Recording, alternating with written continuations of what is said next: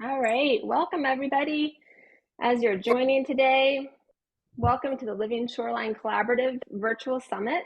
We're so delighted to have all of you here today. We're going to give folks just a moment or so to join, but I want to ask you to go ahead and feel free to introduce yourself in the chat roll. We'll say this a couple times. Feel free to share your name and affiliation. If you'd like to share your geography, where you're calling in from, in the chat roll, feel free. Community member is a welcome affiliation. So totally fine if you're not with an agency or organization. We're really glad you're here. We are keeping an eye out for Halloween costumes. So if anyone's dressed up, we're keeping an eye out to send some elf ears too. Literally, we have a number of different types of elf ears. So if anyone's dressed up, or during the break, if you want to dress up, feel free. So happy Halloween, all of you.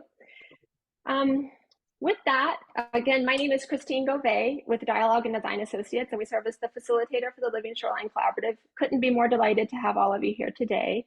I'm going to turn it over to Philippa to introduce yourself, and then Jamie to welcome people.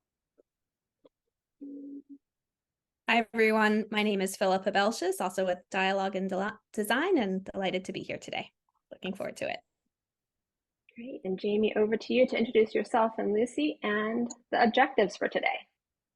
Yeah, good morning, everyone. Thanks for being here. I'm Jamie Brunkow. I'm the Director of River Ecology at the James River Association. And I do also want to introduce Lucy Deegan for those who haven't met her yet. Lucy is our new Coastal Restoration Coordinator at the James River Association. And together we work to convene and coordinate partners for the Living Shoreline Collaborative. So again, I'm pleased you're here today. The Living Shoreline Summit is all about celebrating and showcasing the successes of the Living Shoreline Collaborative, or the LSC. So we want to talk about activities, partnerships, and our impact today. We want to provide an opportunity for the LSC to reflect on past accomplishments and examine the co-benefits of living shorelines. So we're very excited that you're here because the summit is all about connecting partners, new and old. And we want to look towards a more innovative and exciting future for living shorelines. You're here clearly because you have an interest. So again, we're happy you're here, and we have a packed agenda to walk you through today. Great. Thanks so much. Appreciate that, Jamie. So we're going to be doing a variety of screen shares today. We'll be moving into breakout rooms. In just a moment, Philippa is going to be doing an agenda review. We do want to ask folks to mute yourselves if you're just joining. We are going to be moving into breakout rooms later, so feel free to know that you're going to have time to have dialogue with other folks. I am going to go ahead and share my screen for a couple introductory slides.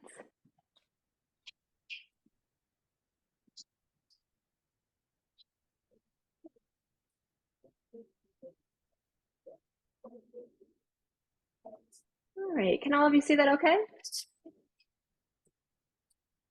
Might need a few more head nods there. Just everybody, okay, perfect, thank you. All right, here we are, Halloween, October 31st, last day of this warm and now cold October for those of you based in the Mid-Atlantic or coastal region, and we're really looking forward to having you here today. You can see the Living Shoreline Collaborative is a partnership of many people. And again, just a reminder, if you're in a place with background noise, please do mute yourselves. We'll have a couple things in a moment. If we mute you, you're able to still unmute yourself. If you are on the Living Shoreline Collaborative Steering Committee, go ahead and just raise your hand or wave or hit the raise hand button. You might have to move to gallery view to be able to see the participants, but there are a number of people who make decisions about the Living Shoreline Collaborative by consensus, and we're just tremendously thankful for all of the steering committee members and wider participants. The Living Shoreline Collaborative is an open door, so if you aren't part of it yet and you want to join, you're welcome to. You're going to hear about that just a little bit more from Karen Duhring. The summit planning team, a great group of folks: Karen, Stacie, Shireen, Aaron, Amber, Lucy, Jamie, and many other folks, Philippa, myself. So really want to thank the summit planning team, as well as the funding partners, Virginia Environmental Endowment and the National Fish and Wildlife Foundation. So big thanks. So just a few overall tips. Again, as I mentioned earlier, some of you may hear this a few times. Feel free to add your name affiliation to the chat roll. Community member is a welcome affiliation. And feel free to add your geography too. If you are in a place with spotty connection, turning off your video will free up bandwidth. But during those small group breakouts, we'll have 2 sessions today. We encourage you to have your videos on. Please stay muted when you're not speaking, and the session will be recorded and shared. Use the chat role for sharing ideas. We'll have, we're going to save clarifying questions to the end of the overall panels, and then more in-depth question in breakout rooms, where you're actually going to be able to go into breakout rooms with the speakers of your choosing, and that's where the more in-depth conversation will take place. We have a good full morning session today, so step away as you need to and take care of your own needs. We do have a couple breaks built into it. It is completely fine with us if your dog jumps across the screen in the background, or a kid asks for candy or more water, or if you need to eat or drink. Do take care of your own needs, but just to make yourself comfortable. I also encourage you to connect with other people today. If you see somebody on the screen you haven't seen in a few years, reach out, message them, say, hey, let's get together. And lastly, we enjoy you to take a break from your phone, take a break from your email today, and then just enjoy this virtual summit and breakout rooms to be fully present today. So if you have any technical questions, Philippa and I are going to be sharing our, Philippa will be sharing her text number, and speakers, you have my text number to let us know if you have any technical questions throughout the day. With that, I'm going to turn it over to Philippa for letting us know where we're headed today.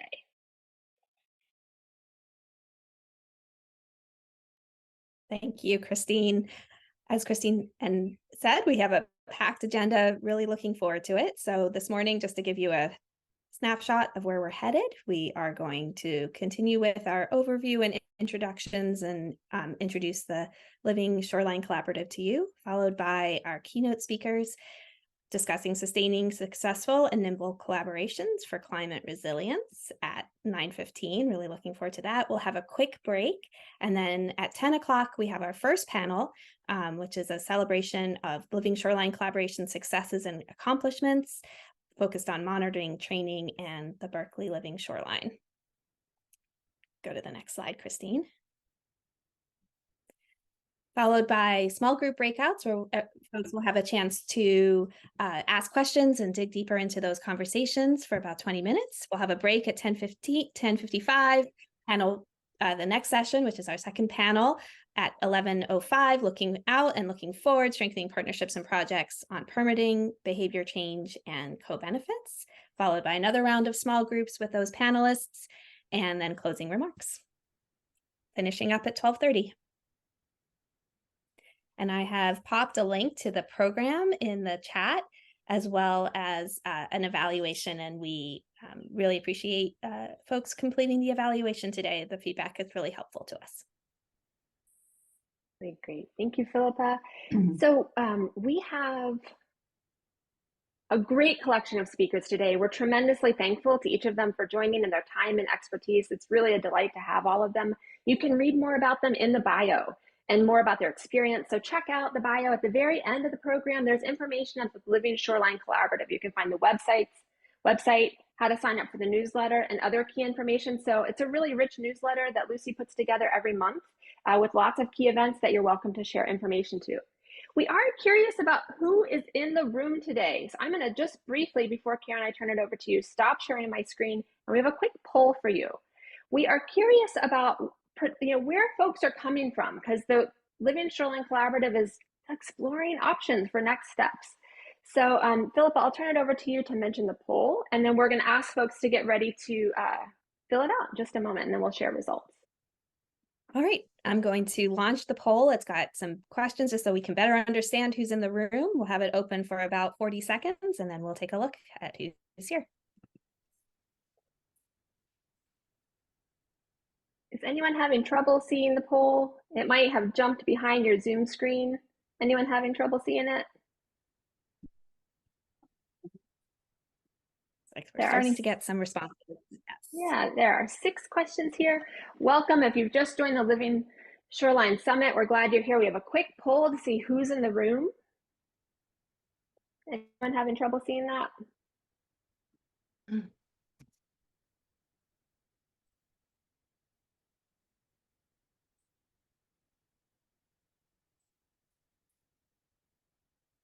All right, last call. I'm going to close it. Philippa, maybe let's give it just a It looks like we have 38% participation. Let's give folks, if that's okay, All maybe right. 20 more seconds. Yeah. It's jumping up rapidly there. Sure.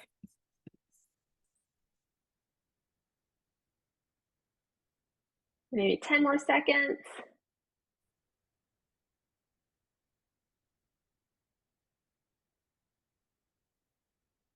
And we'll give it 5 more.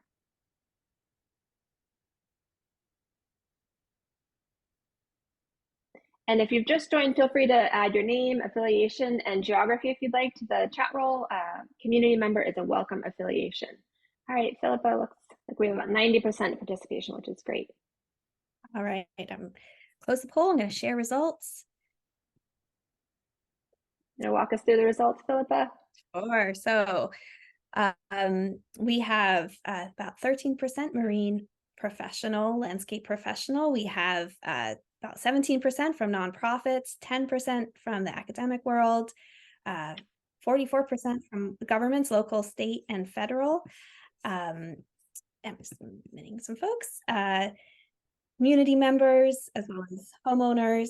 It looks like 70% of us live and work in the James River watershed, and representing a good range of the districts and areas in the watershed area.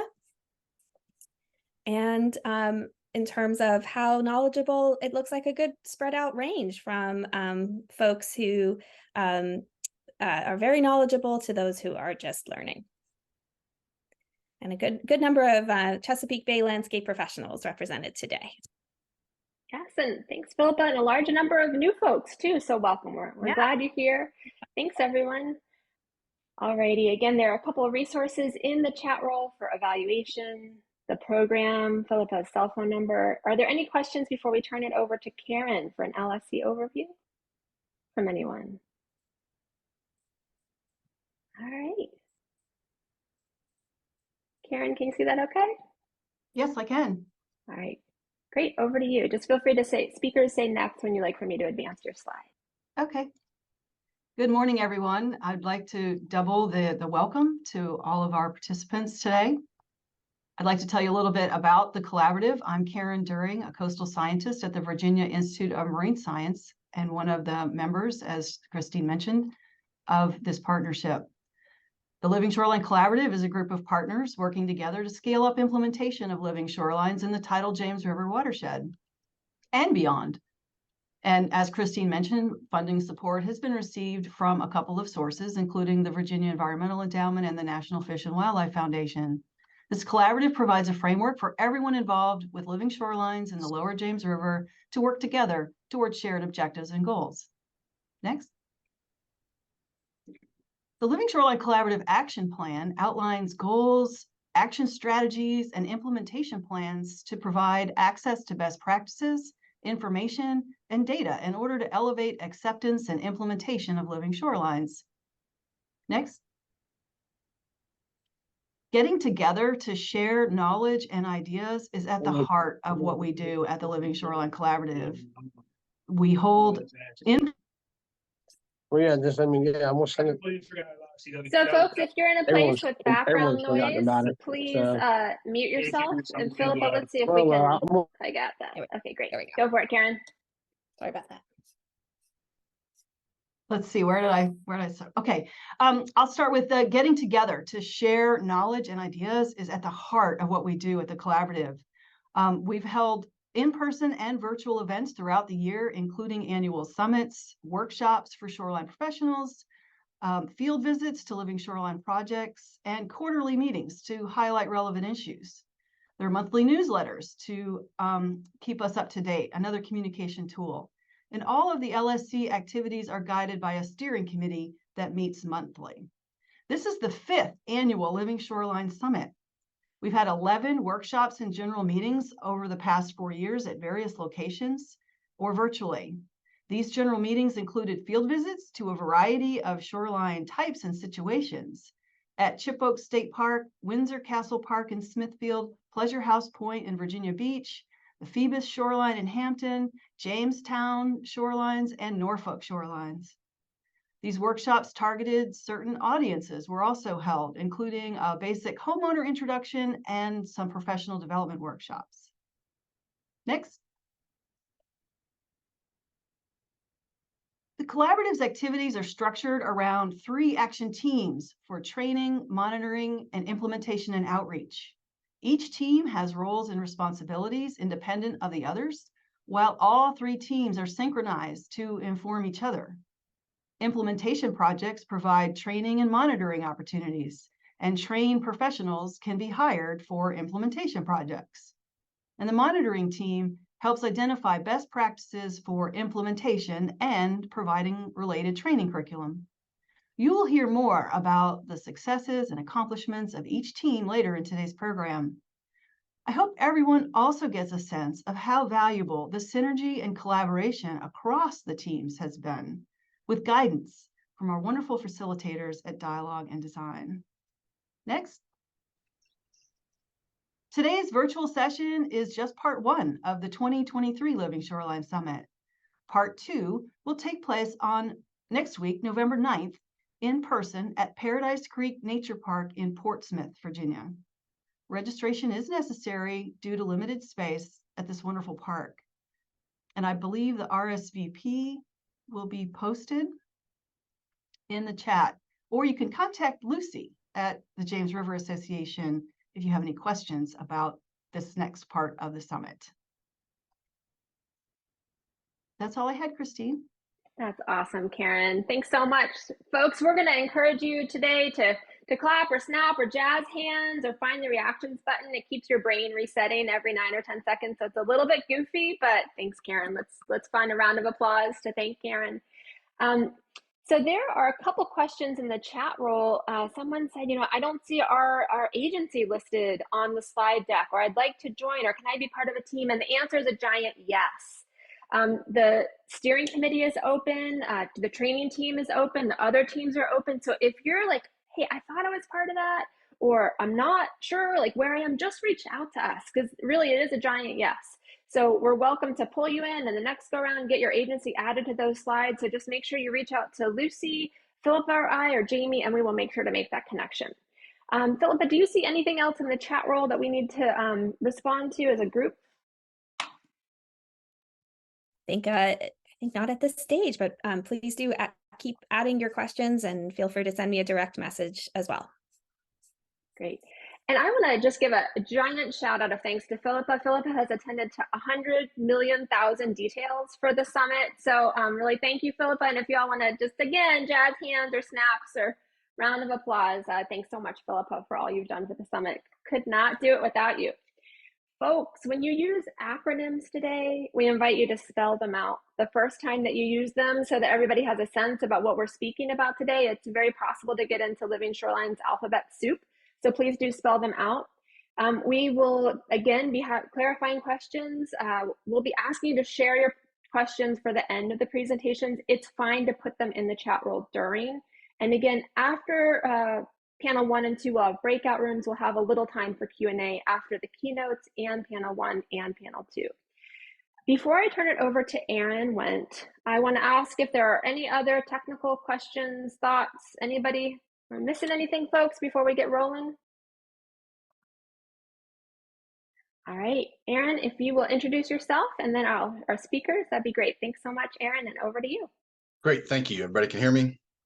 Yes. I'm Aaron Wendt with the Shoreline Erosion Advisory Service, which is a program of the Virginia Department of Conservation and Recreation. And I've got the privilege of introducing our double keynote speakers, Bhaskar and Andrew. Dr. Bhaskar Subramanian is with the National Oceanic and Atmospheric Administration, and he obtained his PhD from the University of Maryland, Eastern Shore. He's worked with the Shoreline Conservation Service for the Maryland Department of Natural Resources, where he provided technical assistance on innovative habitat projects and promoting innovative living shorelines.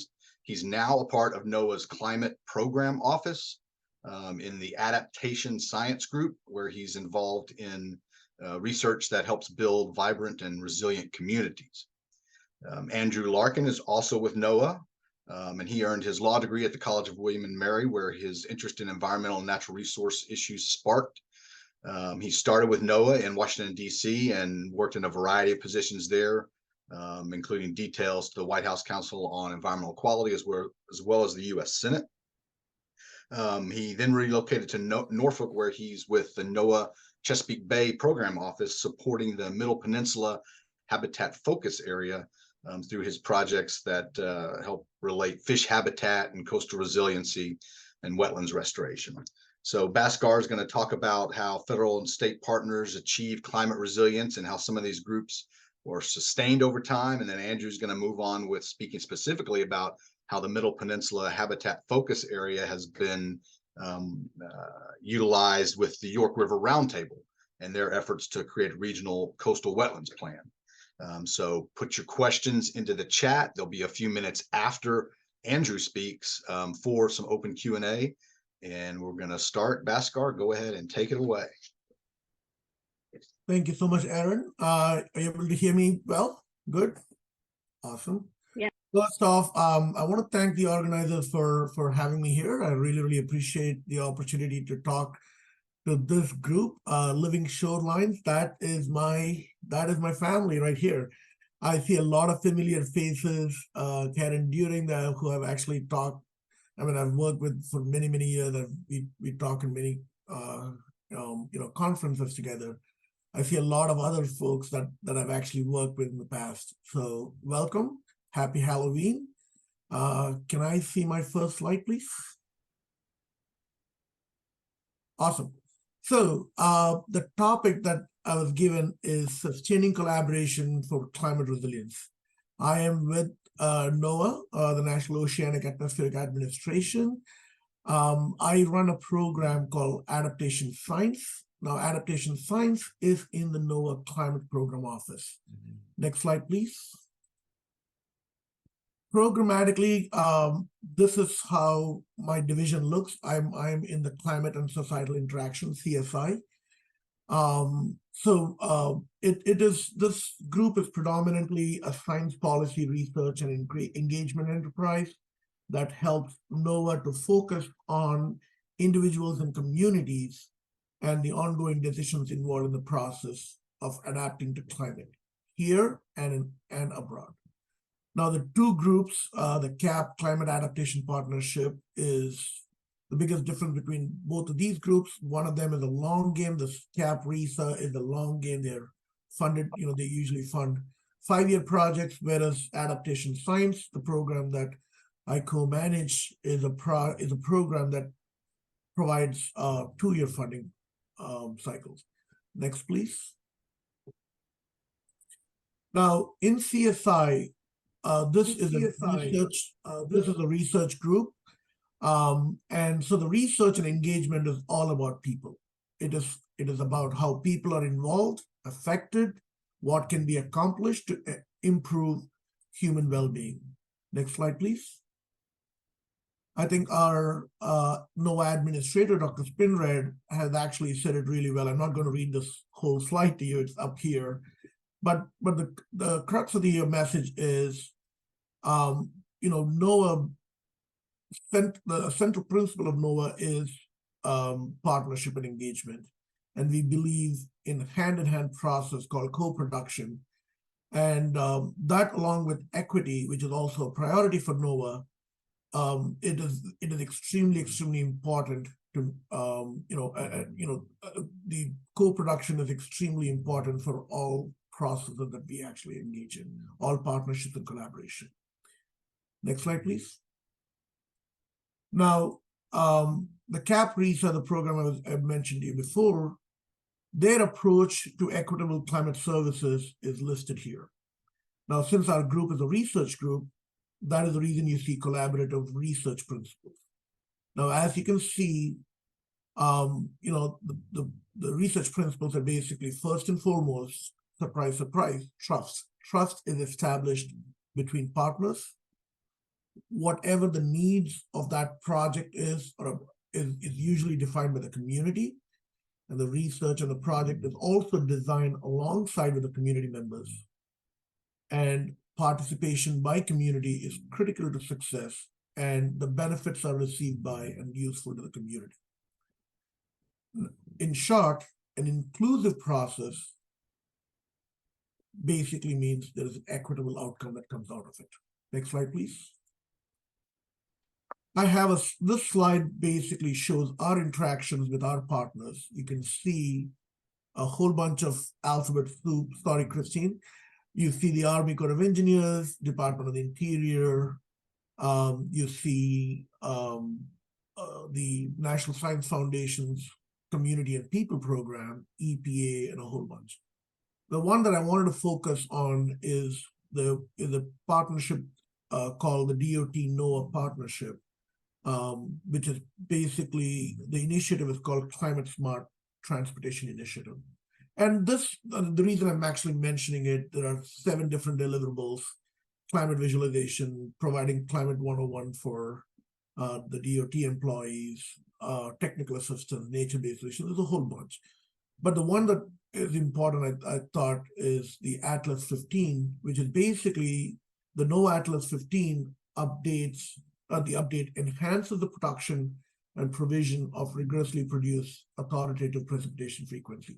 Now, this information, the precipitation frequency information, is critical to support the design of state and local infrastructure nationwide under a changing climate. Now, this project for the Atlas 15, there are many hydrologists, climate scientists involved in it.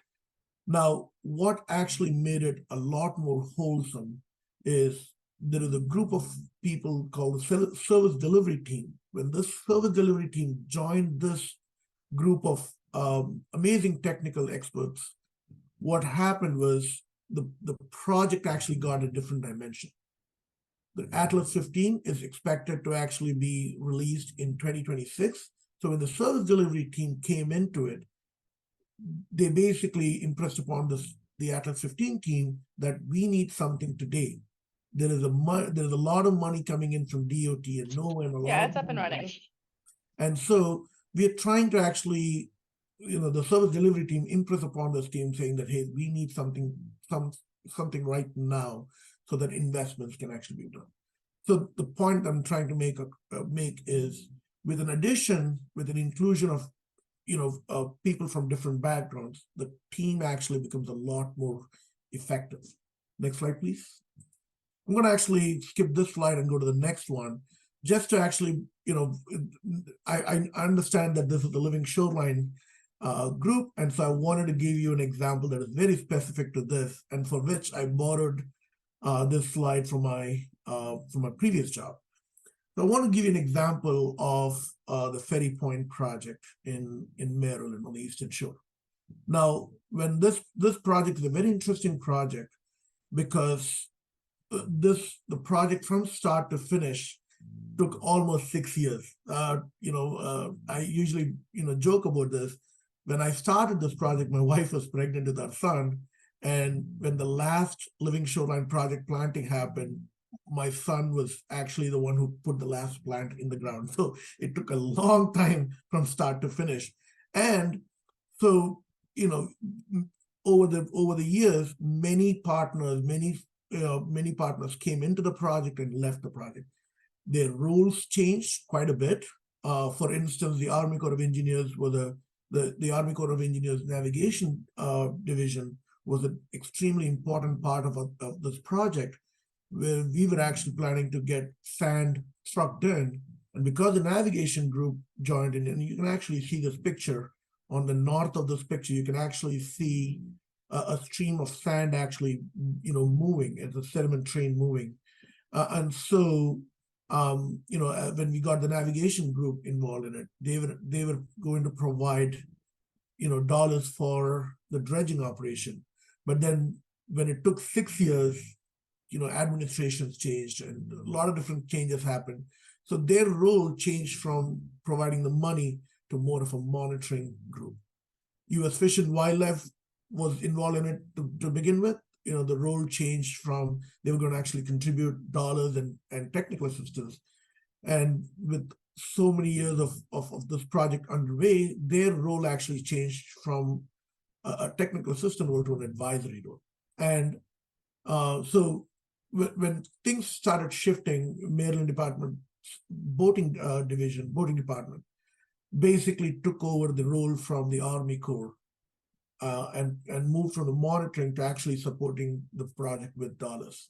So and then there was at one point in time, there was a group called the Terrapin Institute, which is a nonprofit organization, which was a part of the project. And so the project changed quite a bit in 6 years from start to finish. And I'm going to quote my my colleague, Jen Dubkowski. She actually said it very nicely. She said, when you have changes in partnership, these are opportunities in disguise. And I truly endorse that, because this project could have looked differently, but there is no regret how this project looked after. Next slide, please. You can see this project changed quite a bit, and it was not, it all was for good reason. Let me look at the next slide, please. And this is a slide that I actually borrowed from one of our PIs, from Green Roots and Boston University. When you talk about rules of engagement for partners and collaboration, the first and foremost point that actually comes to mind is trust. That is extremely critical for any partnership or collaboration to survive. A good partnership or collaboration should uplift community voices. It should not be extractive. For a project to work really, really well, it is extremely important to partner with community-based organization and appreciate lived experiences. It's extremely important for the project team to talk to the community members, ask them what their experiences have been, instead of just relying on models and resources that are abstract.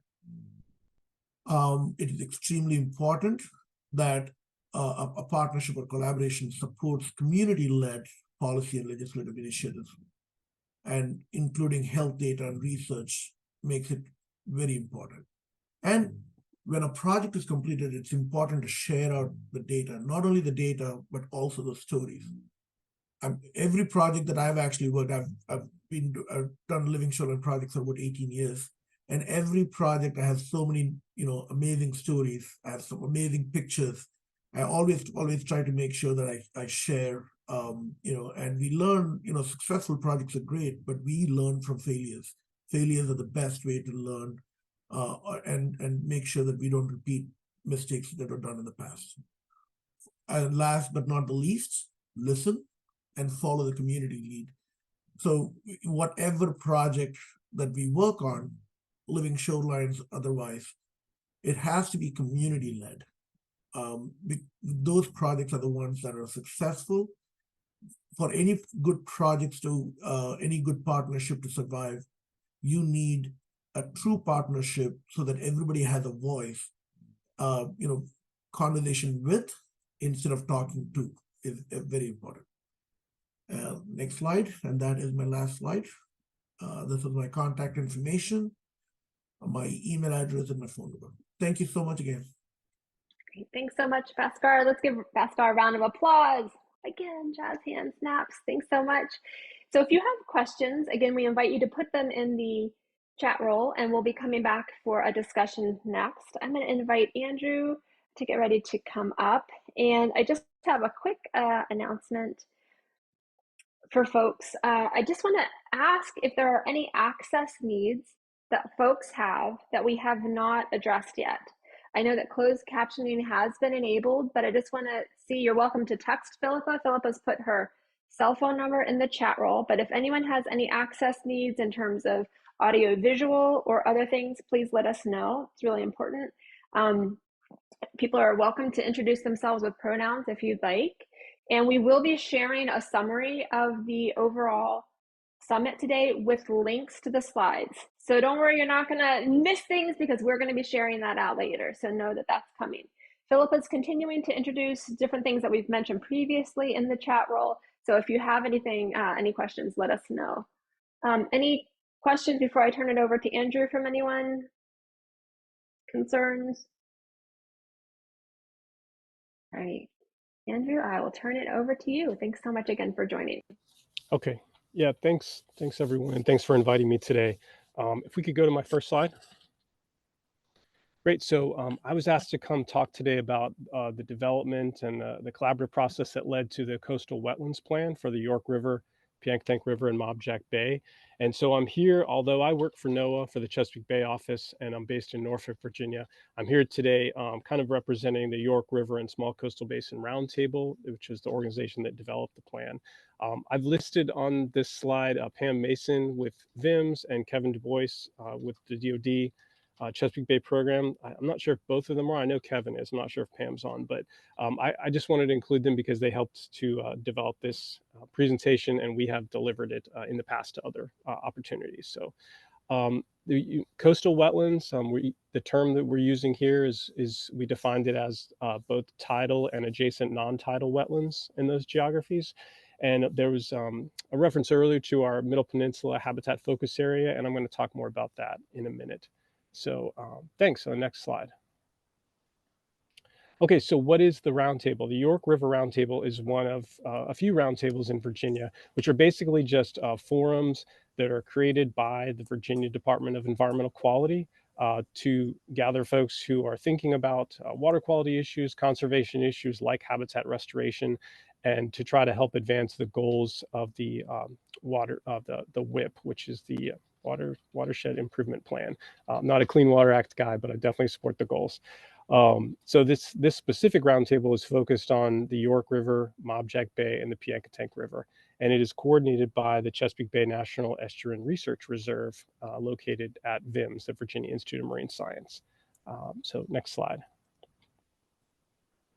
So we're asked, why did we develop this wetlands plan? There was no law or regulation requiring it. There was just a coalition of folks from governments and nonprofits and academia who are interested in developing some kind of plan for this geography to help communicate about the importance of wetlands, to provide a strategy for accessing all this federal and state funding that's coming down the road, some of it from the bipartisan infrastructure law and the Inflation Reduction Act, but also from other sources.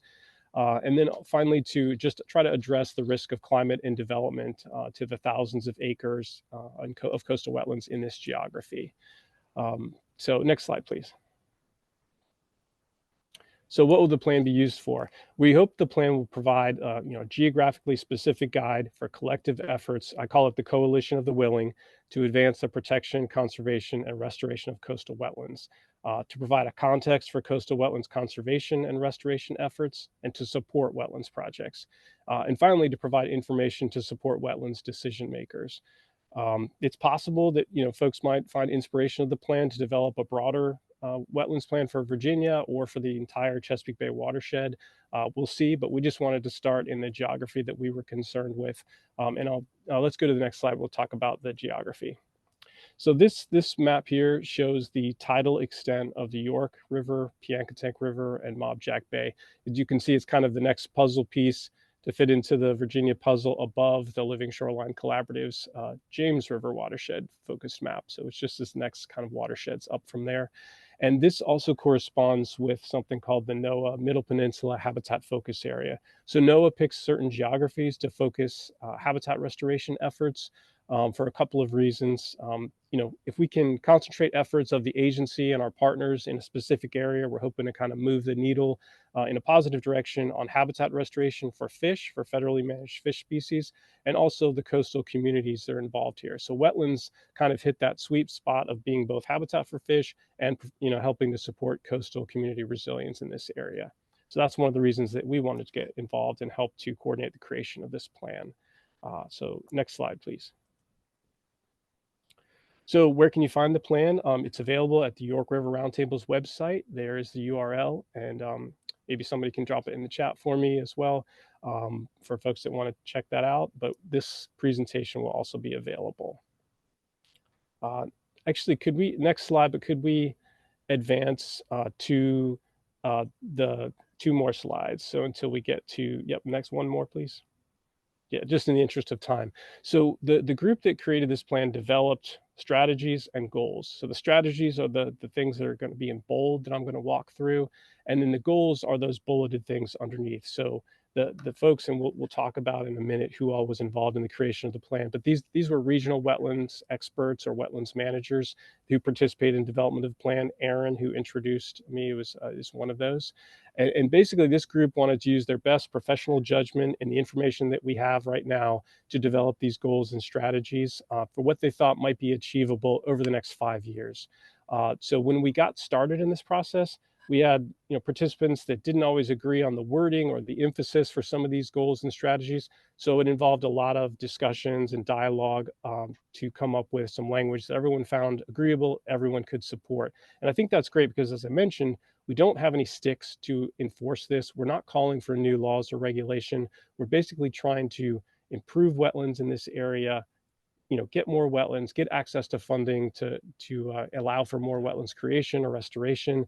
So that's our goal. So we have some carrots, small carrots, but really no sticks. So folks who wanted to be involved with this were involved with it. And keeping everyone together was really one of my goals as the coordinator as we move through this process. So people have different views about private property and things like that.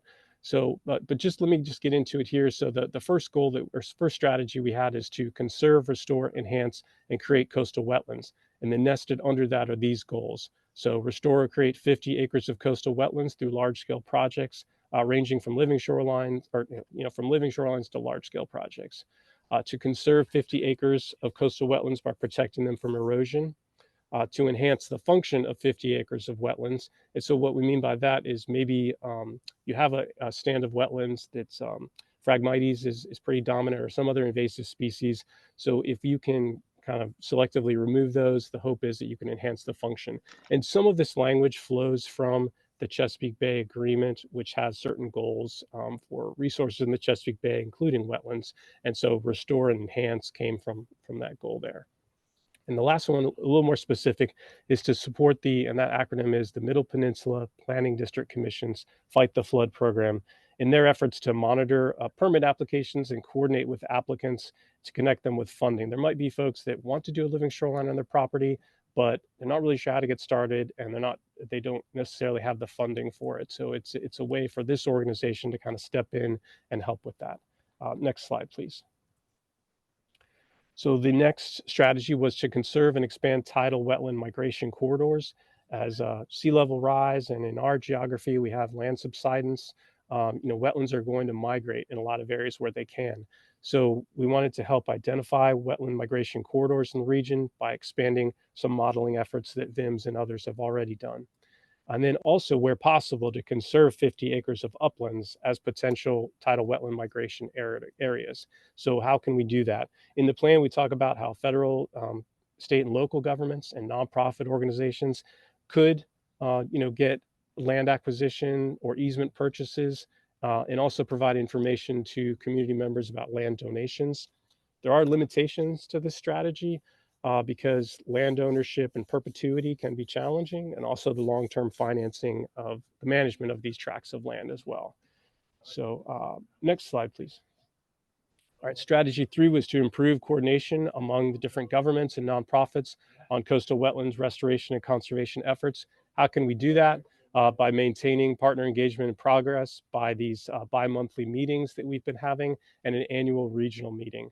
We also want to continue and expand engagement with local, state government officials, environmental officials and wetland staff. This is something that the VIMS Center for Coastal Resource Management already does, but we hope to help them expand that effort where possible. Also, organizations like this do that as well. Finally, Kevin Du Bois is on, and I'd be remiss if I didn't mention the new Virginia Security Corridor Sentinel Landscape. That's a collaboration between the Department of Defense and the Commonwealth of Virginia to kind of tackle and look at a whole host of natural resource issues that can have an impact on military bases in that geography, which roughly corresponds to the Middle Peninsula area. So it's a way for DoD to get involved in natural resource issues, not just on the base, but in outside of the base walls or fencing that could nevertheless impact base operations. So next slide, please.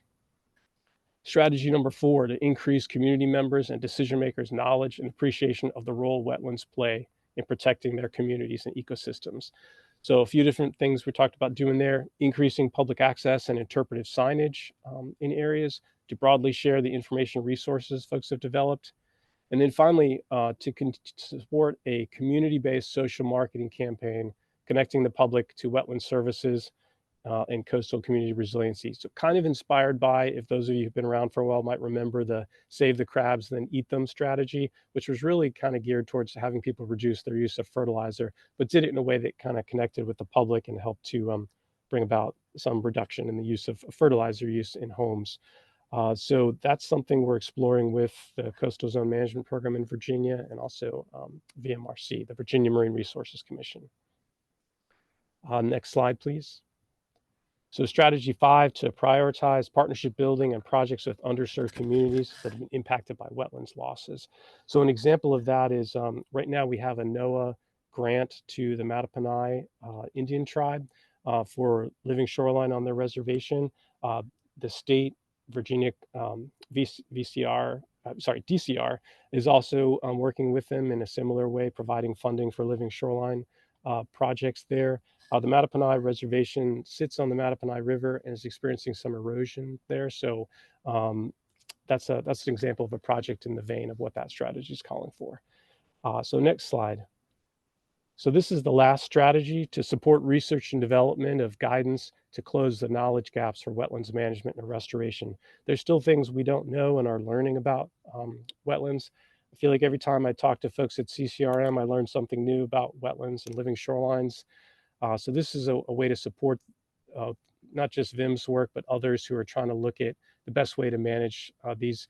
The plan itself lists about a dozen different research topics. So the hope is that, we can get some attention to those and perhaps some funding to kind of, help turn those research into results. So next slide, please. The plan called for specific recommended sites to do wetlands restoration and conservation efforts, starting with living shorelines on private lands with willing landowners. The Fight the Flood program I mentioned earlier kind of helps private landowners get funding for living shorelines. And you can see, I won't go through all of them there, but you can see the different sites throughout the York River, Piankatank, and Mobjack Bay that the plan identified as potential sites that would be good to do wetlands restoration or conservation projects. Next slide. 1 minute, Andrew. Okay, thank you. I wanted to acknowledge all the authors of the plan. You can see them listed there. For some of those acronyms, CCRM is the Center for Coastal Resource Management. NOAA CBO is the Chesapeake Bay Office. NOAA NCOS is the National Centers for Coastal Ocean Science. And I think that covers them, except for Ben Sagara, who is with Virginia Department of Wildlife Resources. So thanks to all of them. Next slide, please. These are all the different organizations that were involved. A lot of acronyms there. Don't know if I have time to translate them all right now, but happy to do that in the chat or later. Basically, it was a broad coalition of folks. Everyone's input was valuable and helped us arrive at our complete plan. Next slide, which is also the last slide. So what's next? So it's great to have a plan, even better if you can implement it. So our focus now of the group has been to try to work towards implementing the plan. So many folks have been using the plan to strengthen their proposals for the bipartisan infrastructure law or Inflation Reduction Act funding opportunities from NOAA and other sources. And then also using the plan to strengthen grant proposals for the research to close the knowledge gaps I mentioned. We want to continue to communicate about the plan. And my last point is that as part of the plan, we did have a little bit of a carrot, which was our partner Greenfin Studios, who helped us with this project. They have funding to provide towards a wetland design project for a site that's identified in the plan, about $40,000. So that competition for proposals for that funding ended last week. And so now Greenfin will be selecting, after reviewers complete their reviews, selecting a winning proposal. So that's great. It's just a way to keep this plan rolling. And I want to thank everybody who made it happen. Thanks. Great. Thanks so much, Andrew. All right. I'm going to stop sharing my slides for a moment. Let's thank Andrew. Again, jazz hands, snaps. So we're going to have a little bit of time. So first, thank you, Andrew, for questions and discussion. And if people are in a place to be able to ask your question, I see a couple questions in the chat so far, starting with or at least one question, starting with Jeff. If you're not able to unmute and ask your question, that's completely fine. But Jeff, I want to invite you to go ahead and unmute and ask your question about the cost of linear foot. And others, feel free to put your questions in the chat roll or raise your hand and we'll have a little time. So Jeff, over to you. Yeah, thanks, Christine. Can you hear me okay? Yep. Yeah, my question is for Bhaskar. I think your slide said that for that large Maryland project that the cost per linear foot was like $135, which seems really low, especially for a project of that size. I mean, my company does small scale stuff. You know, we're in the $200 range. I know VIMS quotes granite sills at $600, $700, $800 a foot. So how did you magically keep it to 135? And Jeff, that's a wonderful question. One of the things, so when I remember this was a long time back, 2008, when Maryland was passing a living shorelines law, one of the biggest pushback was the costs of living shoreline projects. So, since that time, I've always made sure that when I do a project, I try to keep the project as cheap as possible. Now, having said that, the inspiration for bringing that cost down came from our partners. We were actually going to truck sand, which ran, that project was done in 2013, so 10 years ago. So at that point in time, the unit price for sand was like somewhere from $90 to $100 when you truck it in. Now, when the Army Corps got involved in it, then we had this brilliant idea of actually dredging the sand and using it. And so the cost of sand alone, we used about 18,000 cubic yards of sand for that project. So the unit for that, so it was almost, the sand budget itself was about $1.62 million. Now, because we were dredging the sand and we literally pumped it, very close to the site, the cost actually was only $24 a linear foot.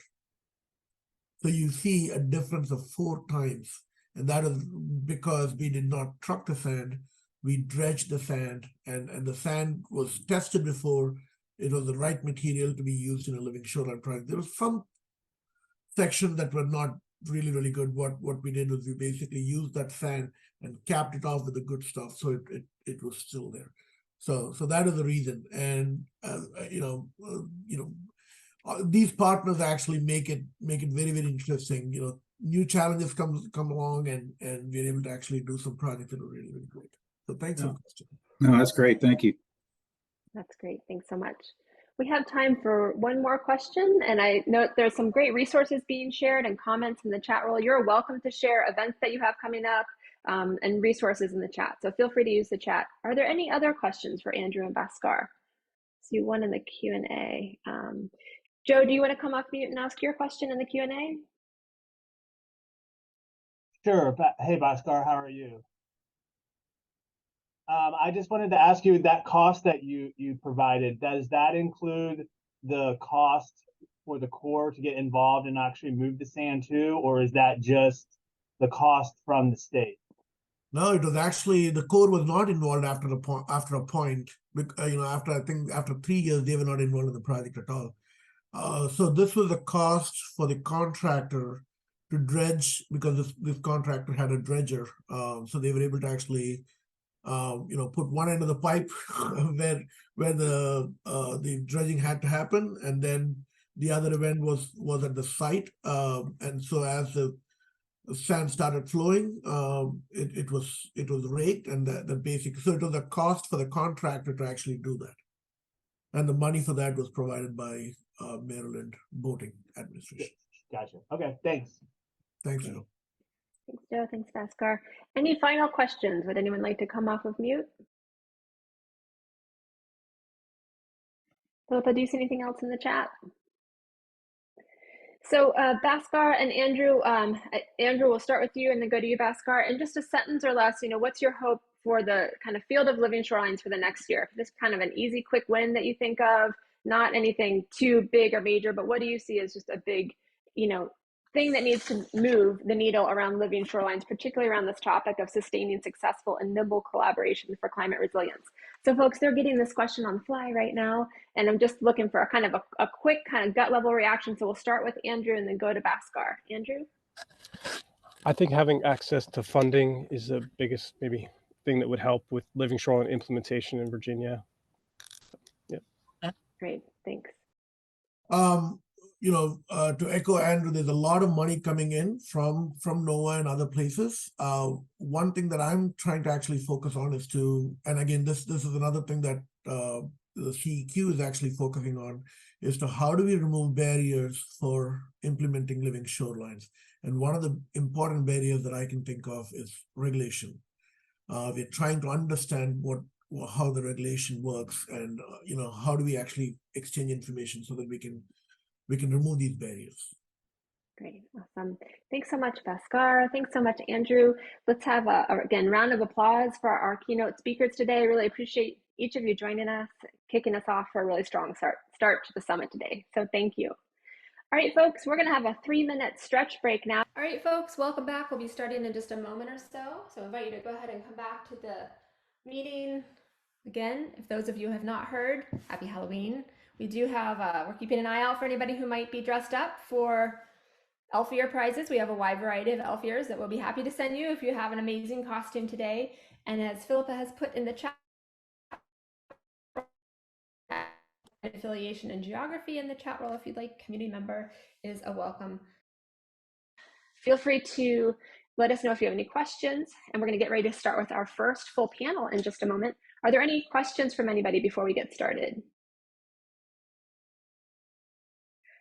The virtual summit. Folks know that when we go to our small groups, hope you're going to be ready to turn your videos on. If you're not in a place to turn your videos on, that's totally fine, but glad to see everybody. With that, we're going to go ahead and get started again, and I'm going to turn it over to Shireen to introduce our first panel, celebration of living shoreline collaboration successes and accomplishments, and each of our speakers who will be sharing their own screens. So Shireen, over to you, and thanks again, everyone, for joining. Thank you, everybody. I'm Shireen Hughes. I'm Assistant Director of Wetlands Watch, and I'm the Virginia co-coordinator for the Chesapeake Bay Landscape Professional Certification Program and co-led the training team. And I just love that term, Coalition of the Willing, because that's what the Living Shoreline Collaborative is. Thank you, Andrew Larkin. And it was really important for us not just to toot our own horn, but show you what can be accomplished as a coalition of willing. And a lot happened this year, so I'm really excited to have our panelists just share out with you what we've been up to, and then also understand that one of our goals is to share out beyond our watershed and to engage people and see how we can all work together. So first of all, I have Karen Duhring with Virginia Institute of Marine Science. She's going to offer an update on the latest monitoring protocols and resources that she has been working on as the lead of the monitoring team. Stacie McGraw will be discussing our Living Shoreline professional development workshop series. And Jim Wallace with Colonial Soil and Water Conservation District will share highlights on the designing, constructing, and funding the first agricultural cost share living shoreline in Virginia, located at Berkley. So Karen, you are first. Take it away. Thank you, Shireen. Can you see my slides? Can I get a thumbs up from Christine? There they are. That's great. Okay, thank you. As Shireen said, I'm going to speak about the monitoring accomplishments of the collaborative over the past few years. The monitoring team of the Living Shoreline Collaborative aims to help build and share knowledge about what living shoreline practices have the greatest success for stabilization and water quality protection. 4 strategies were laid out to review the current monitoring effort while also convening a living shoreline monitoring network and develop guidelines for simplified long-term monitoring and build a data sharing platform for the collaborative and identify how to sustain it. The existing monitoring effort was evaluated by first identifying where living shoreline projects are located. This is an ongoing effort by the VIMS Center for Coastal Resources Management. VIMS CCRM has a shoreline permit database derived from online public permit records served by the Virginia Marine Resources Commission. We also maintain a shoreline inventory of structures, living shorelines, and other conditions.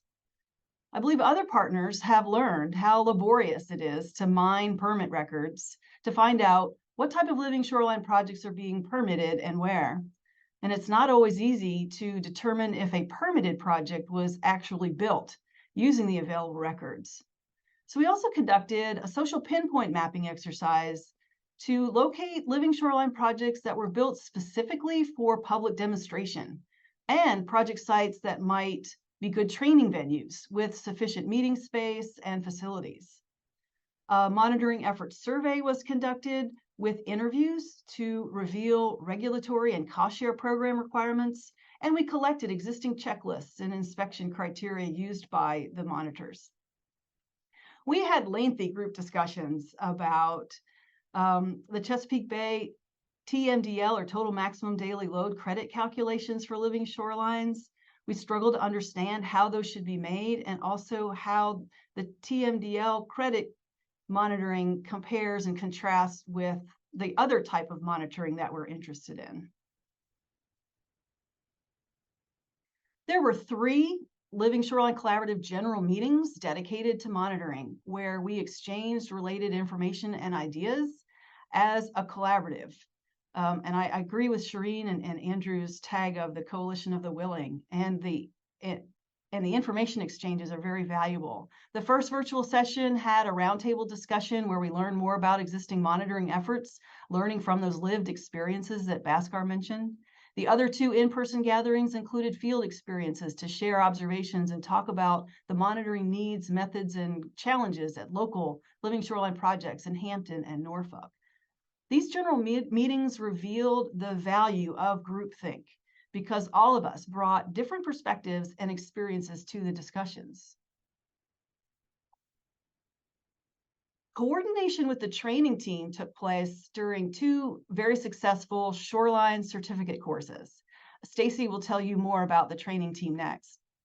But the curriculum development process with the training team helped figure out how to incorporate monitoring considerations early in the goal setting and design process.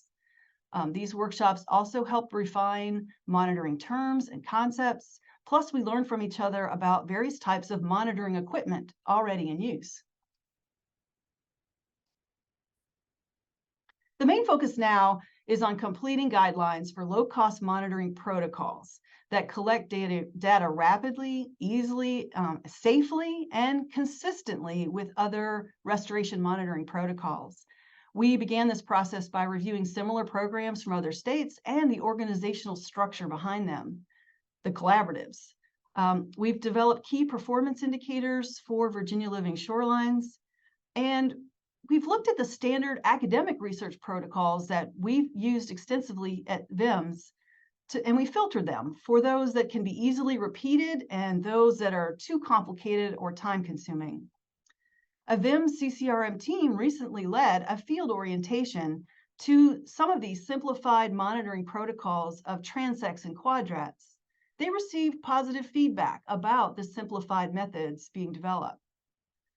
To be perfectly honest, we vastly underestimated how long this process takes to identify and simplify research protocols, organize the monitoring sequence based on tides, and develop design guide graphics and illustrations for the monitoring guidelines. But we're working steadily and plan to invite members of the LSC monitoring group to participate in some beta testing of the new protocols when tidal marsh plants start to emerge again next spring. My colleague, Dr. Donna Bilkcovic, is leading this effort, and you will hear from her in the next session. Increasing the number of living shoreline projects where monitoring data is collected is the main objective. Ideally, we also want to analyze and share the results across projects. We're still investigating how to build a monitoring data sharing platform to achieve this. There are coastal-focused crowdsourced platforms where observations can be posted, but they tend to be limited to photos or other simple observations. With an ArcGIS platform, although it's a little bit more complicated, it's possible to build a user-friendly application that prompts data entry using field computers equipped with GPS. A new ShoreWatch application was introduced at the September general meeting that will delineate discrete living shoreline monitoring sites with distinct monitoring features within each site. This type of platform may require access to institutional ArcGIS accounts and some GIS training. But we're also exploring how to generate information products, if we can share all of this data, to support training, outreach, and implementation. A living shoreline catalog and dashboard, monitoring report templates, performance trends, and best practice case studies and testimonials are examples of monitoring information that could benefit the Living Shoreline Collaborative. So reflecting on the past 4 years of this team's effort, it became evident that regulatory pressure for monitoring in Virginia is limited. The existing monitoring effort is limited mainly to simple acknowledgements that a project was built according to permits. Plus, there's some monitoring, as I mentioned, for the Chesapeake Bay TMDL credits. The Living Shoreline Collaborative partners also expressed limited capacity to conduct extra monitoring. Absent strong regulatory requirements and limited capacity to expand monitoring effort, perhaps we need more incentives for voluntary monitoring. The possibility that third-party monitoring could fill some of these gaps requires organization to connect monitors with projects that need monitoring.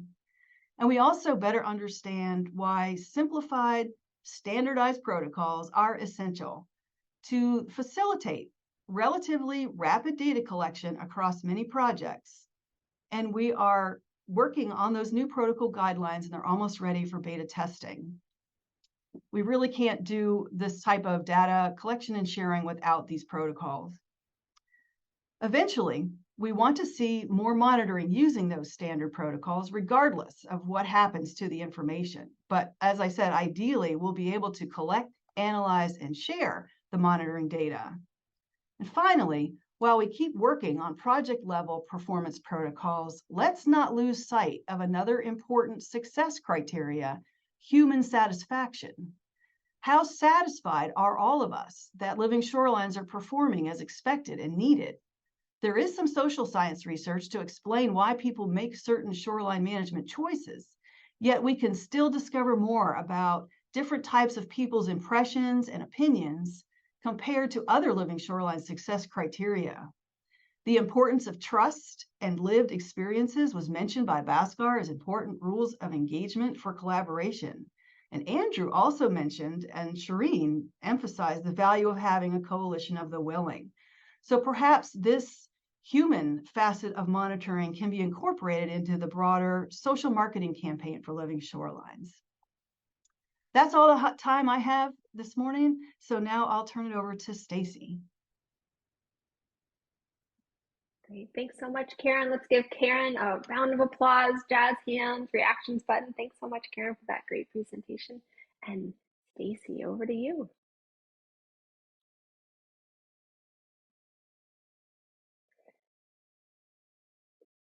And again, folks, you're welcome to add your questions to the chat roll. We'll have a few minutes for questions at the end, and then we'll be going into breakout rooms.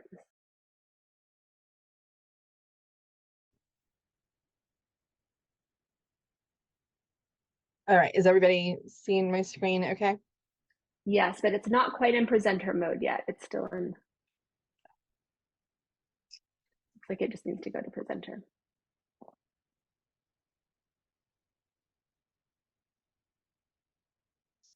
How's that? I still see it as your view. There you go. Looks great. Thanks, Stacie. So good morning, everybody. Thanks for joining us for this year's summit.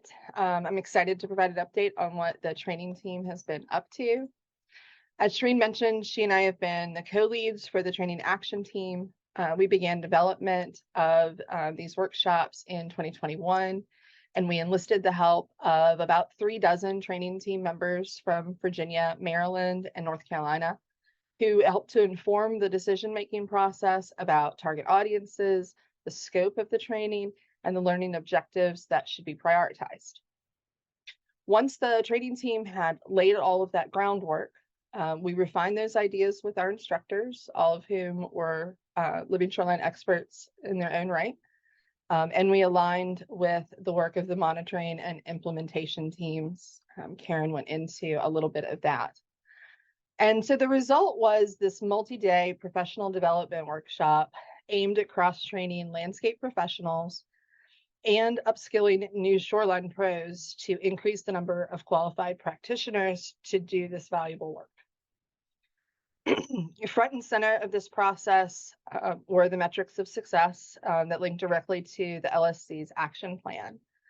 Develop standardized materials and a training process to establish a cost-effective means of engaging and consistently training and upskilling living shoreline practitioners throughout Virginia and eventually other Bay states.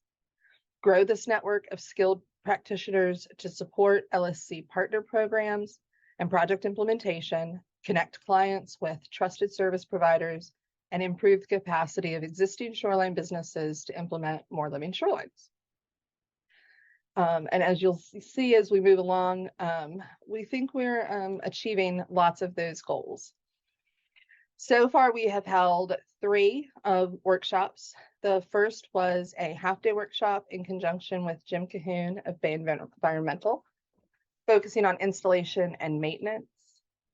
We had 8 contractors from Landscape and Shoreline Pro World join us to work with Jim to install a small living shoreline project at the East Ocean View Community Center in Norfolk.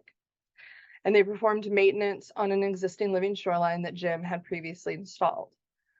Attendees then had an extensive Q&A session with Jim about not just his technical expertise, but also business considerations and logistics for those who were considering getting into doing more of this work. We looked at this as like a dry run workshop where we could get some really valuable feedback from the participants, some of whom are on the call today, and really set us up for success in the future workshops. Last December, we held a recruitment webinar, Living Shoreline Basics, and we launched registration for the first full-scale workshop. We returned to the East Ocean View Community Center to pilot essential skills for living shorelines in March of this year with a mix of in-person presentations, panel discussions, hands-on and field activities, and demonstrations. Over 3 days, the workshop led participants step-by-step through the process of planning, designing, and permitting a living shoreline project. Demonstration areas included planting, tools, and materials. And the final assignment involved them taking everything they'd learned over the 3 days and creating their own permit drawings for a living shoreline, which were reviewed by our instructors who provided detailed feedback on each drawing. Attendees had the choice to take the workshop as a standalone professional development, or they could participate in an installation with an LSC partner or through their job to earn the CBLP Shoreline Certificate. In addition to Bay Environmental, the Elizabeth River Project, James River Association, Chesapeake Bay Foundation, and Lynnhaven River Now have provided opportunities for them to get that hands-on experience. We spent the summer going over feedback from that first cohort, refined content delivery, and relaunched the workshop in September. In response to all of that feedback, we extended the workshop by half a day and delivered it through a hybrid format with 1.5 days online and 2 full days in person. We provided more instructor involvement in small group activities, expanded the content of several of the demonstration areas. We allowed more time for participants to work with various tools. And we added a demonstration station focused on monitoring, which was led by Karen. Throughout this process, we took time to evaluate how well we were meeting those metrics of success laid out in the action plan. Were we reaching the target audience? Yes, overwhelmingly, enrollment was coming from the private sector. Was the training effective? we asked how confident participants felt about certain aspects of living shorelines projects, things like determining the suitability of a living shoreline for a particular site, creating site plans, performing site assessments, applying for permits. And the top graph shows those responses, their levels of confidence before taking the workshop. The bottom shows the responses after. You probably cannot read all of those tiny little words, but the green indicates not at all confident. And you can see that's very prevalent in those before responses. But when we look at the after responses, yellow is moderately, teal is very, and orange is extremely confident. So you can see the change in the after responses where the green has almost disappeared, and these other colors are, coming to bear as people gain confidence with all of these skills. So we've had 17 from the two core cohorts who have earned the full certificate by completing not just the workshops and assignments, but also doing that hands-on requirement after the fact. Through this whole process, we've refined the content and delivery to meet some of those other goals that were laid out in the action plan to make this transferable and consistent across the region. And we are working to adapt this for Maryland. CBLP was recently notified that we've been approved for some funding to do that work. So we are meeting the metric in the action plan of transporting this to other base states. So that's what's up next for the training team. And we do also plan to hold another Living Shoreline workshop in Virginia in 2024. And with that, I will stop sharing and turn it over to Jim Wallace. Great. Thanks so much, Stacie. All right, folks, let's thank Stacie for a great presentation. Thanks so much, Stacie. Jim, over to you.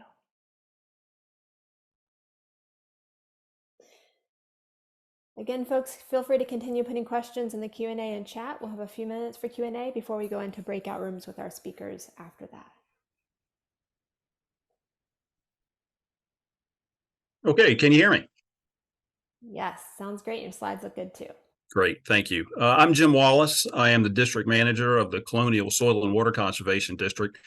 A little bit about soil and water conservation districts. There's 47 of us around the state of Virginia. The service area that the Colonial District serves is Charles City, New Kent, James City, York County, and the city of Williamsburg. One of our directives is to administer the Virginia Agricultural Cost Share Program, which is to provide financial incentives to agricultural producers and landowners to implement conservation practices.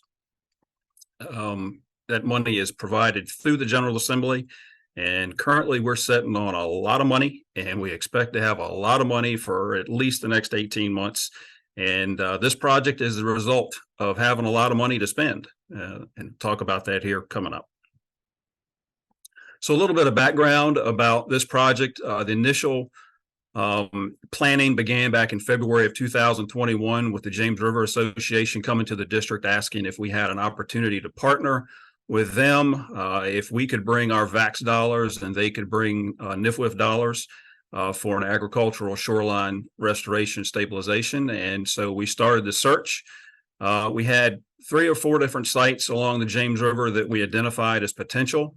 Each one of those sites had been identified in the Charles City County Shoreline Management Plan. And so we just kind of went down that list, doing some work with the landowner to see who was interested and where the money could best be spent. This project would represent the first time that VAX monies had been spent on a shoreline. A little bit of background on that. Shoreline stabilization was a tax credit practice for a number of years. Only recently had it become a cost share practice. And there had been some other applications around the state, but because of costs, no other application had moved forward. So ours was will be the first one that moves forward. Going back to what VAX is, over my 20 years in this organization, we have had on an annual basis $0 to spend with farmers and landowners. This year within our district, we have about $2.6 million to spend. So with the ramp up of those dollars, and of course, the state expects us to spend the vast majority of those dollars. And so, we can typically spend 1.2, 1.3 million on typical agricultural practices. But because we have so much money, we're looking for the big ticket, big impact, big splash type projects. And so there again, the Berkley project was going to be a joint project between us and the James River Association. One thing to know about VAX is there's a lot of strings tied to the money. It's pretty restrictive, lots of rules. For instance, we've got to bid on any component of a project that's over $50,000. We've got to have 3 bids. For this particular practice, we were required to hire a private sector engineer, which we'll talk about that in a minute as well. The Berkley plantation, if you're familiar with the James River plantations, and particularly Berkley, there's historic resources everywhere. And I'll show you a diagram of that in a minute. But lots of partners here. And so with lots of partners, that means lots of coordination. Here's an example. Don't get too tied up in all this, but here's an example of just the level of coordination that was required. This flow chart was designed in the very beginning of the project. So we didn't really know, since it was the first time, we didn't know if this is actually how it would go or not. Incidentally, it seems like it's going pretty close to the way this was drawn up. Let's talk a little bit about the design of the project. When we started talking about the constituent parts of the site, we knew that the tide range was normal, really weren't concerned about that. We had a fetch that we felt like we could deal with. There's a lot of ship traffic that goes up and down the river, but the speed isn't so great, and the draft isn't so great, so we don't, not a whole lot in the way of ship wake issues. Lots of threatened and endangered species around, the eagles, the sturgeon, but nothing there that we didn't feel like we could work with. Historic erosion rates were not all that significant. Again, when it came time to the design, we felt like, okay, we know enough that we can really put together a pretty good design here. And then came the historic and archaeological resource evaluation. Again, pre-colonial times, the riverbank or the river here was like the interstate highway system of today. We've got colonial era with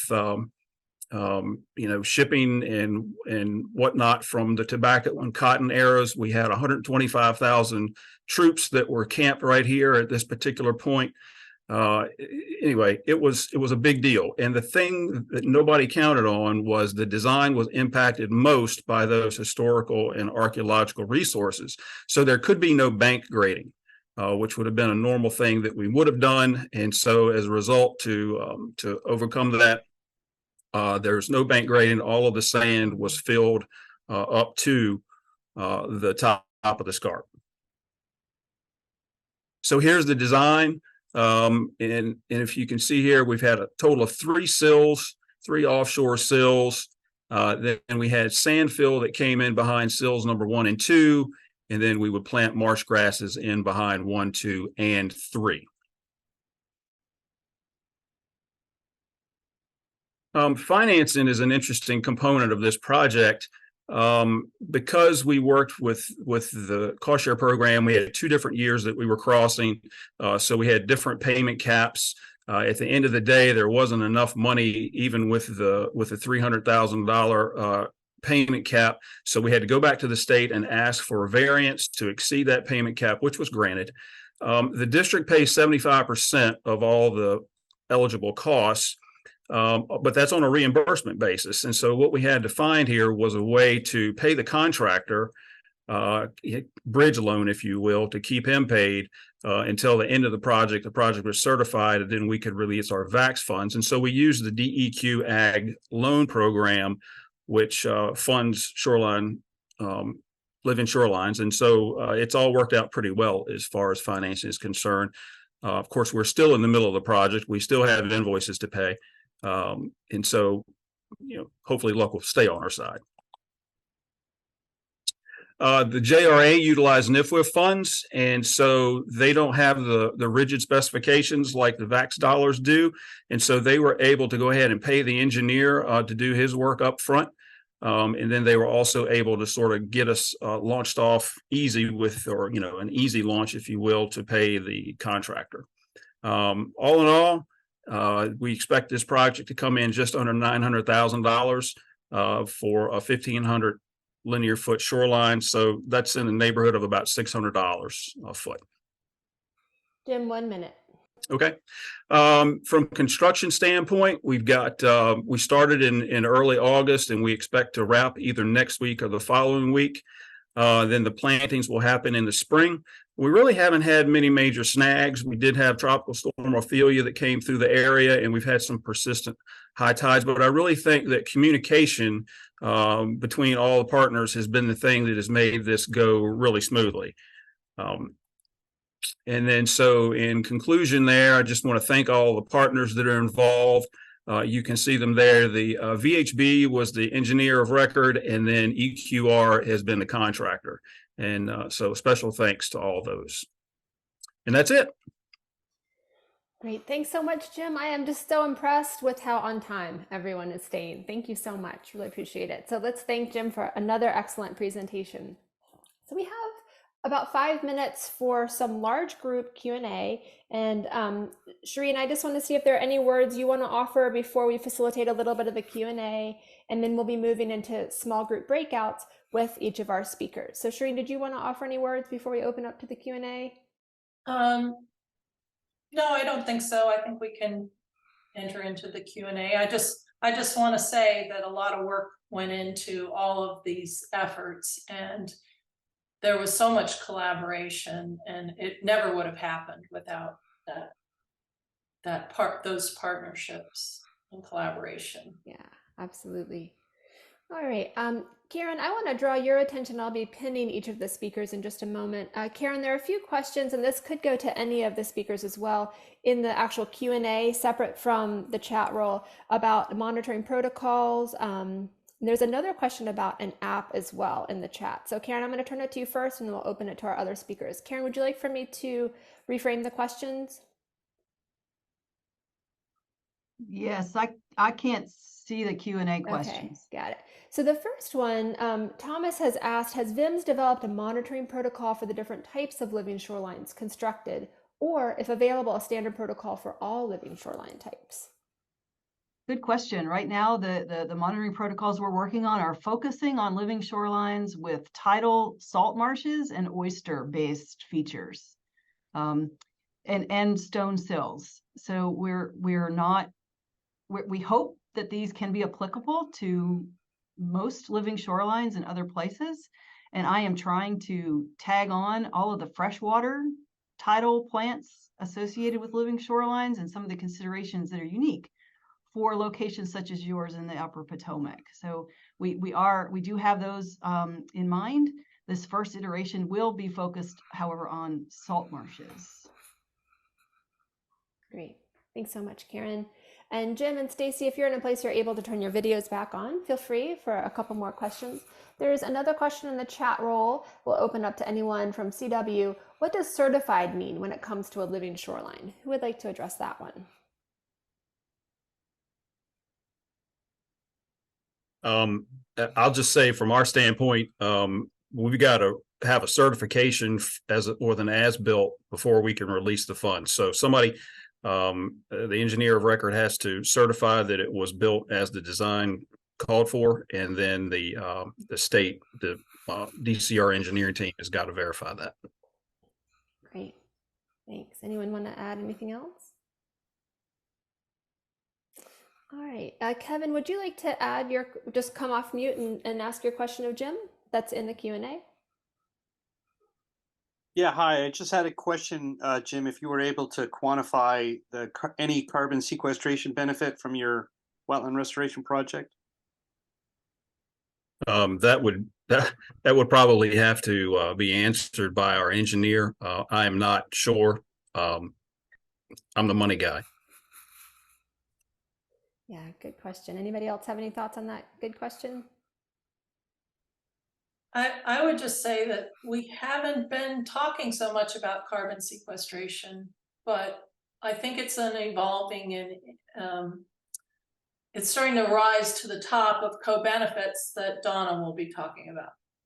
So, you know, when the soil and water conservation districts do a project, they're looking for TMDL credits, right? So, so anyway, that's what I would just say, that we haven't really focused on carbon credits. Great, thanks, Shireen. Hey, Christine, this is Jeff Corbin. Can I add one comment to that? Sure.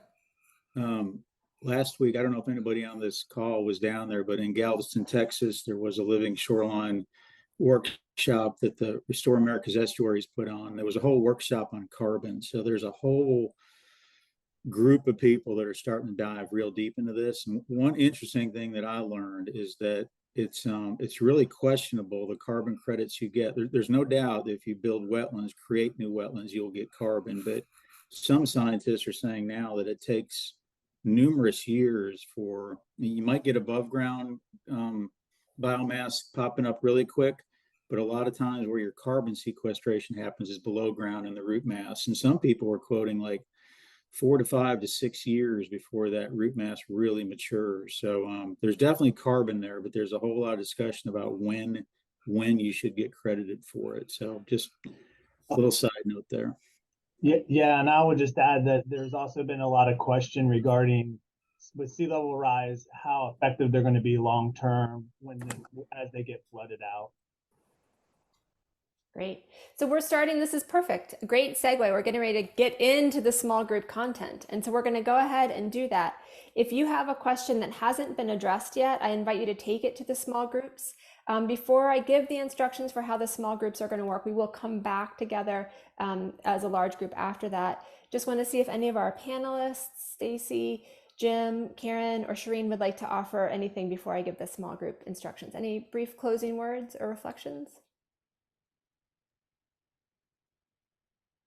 Somebody previously asked if we were going to be sharing any Living Shoreline collaborative efforts or expanding it beyond this watershed. And I would just say that that's something we're considering as we think about the future of the Living Shoreline Collaborative. Yeah, great. Thanks so much, Shireen. As we mentioned earlier, the Living Shoreline Collaborative has many ways to engage, including action teams, steering committee, general engagements, and that's one of the topics that the Living Shoreline Collaborative will be looking at next year. So if you have ideas or want to engage deeper around those questions, it's an open door. We welcome that you do that. Alrighty, so we're going to be heading for about 18 minutes or so into small groups where you're going to have a chance for a deeper dive discussion. We're going to have 3 different small group rooms. I'm going to give the instructions and then we'll break into them. The first one is monitoring with Karen and Philippa. Philippa will be facilitating and Karen will be a speaker, so you can dialogue back and forth. Room 2 will be training with Stacie, Jamie, and Lucy will be facilitating. Room 3 is around Berkley with Jim, and Amber and Ryan will be facilitating. And room 4, this room will just be a main room for open discussion, or if you just want to hang out in this space. I'll also be doing technical assistance for the different groups. So speakers and facilitators, you do have my contact info. If you have any problems, just let me know. And if you've just joined the Living Shoreline Virtual Summit, welcome. We're super glad that you're here. We invite you to introduce yourself in the chat role with your name and affiliation. Community member is a welcome affiliation. Just time for some, just 3 or 4 one-word reflections from those small groups. How were they? Or any top reflections? Feel free to unmute and share a few words. Anyone want to jump in?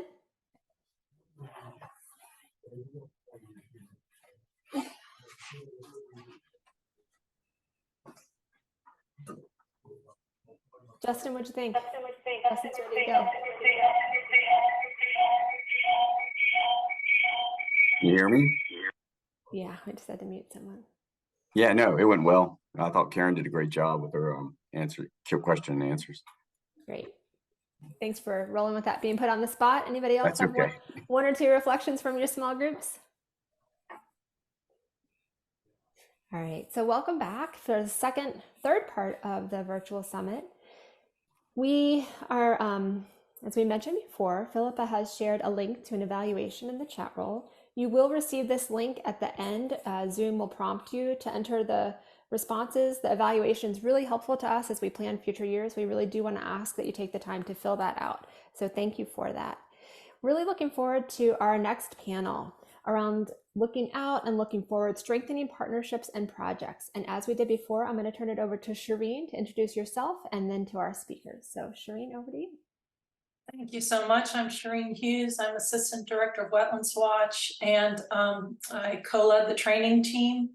And also, I've been on the steering committee from the start. And so I'm really excited about not just looking at what we've done, but also looking out and beyond our own watershed and seeing what other people are working on, and then thinking about how we can take that information as an organization, Living Shoreline Collaborative, but also anybody else attending this meeting, how you can take that information and apply it and use it to increase the implementation, successful implementation of Living Shoreline. So first up is Justin Worrell with Virginia Marine Resources Commission, and he's going to be talking about permitting and regulatory topics. Rachel Felver with the Alliance for the Chesapeake Bay on campaign and guidance for behavior change around living shorelines. And then Donna Bilkcovic with the Center for Coastal Resource Management at Virginia Institute of Marine Science, and she's going to be talking about the co-benefits of living shorelines. So I'm very excited, but Justin, you're up first, and then you can pass it on to Rachel. Thank you.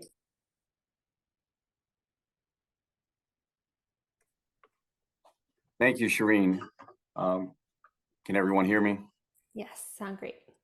And thanks for the invitation. And it's good to see so much involvement and a lot of familiar faces.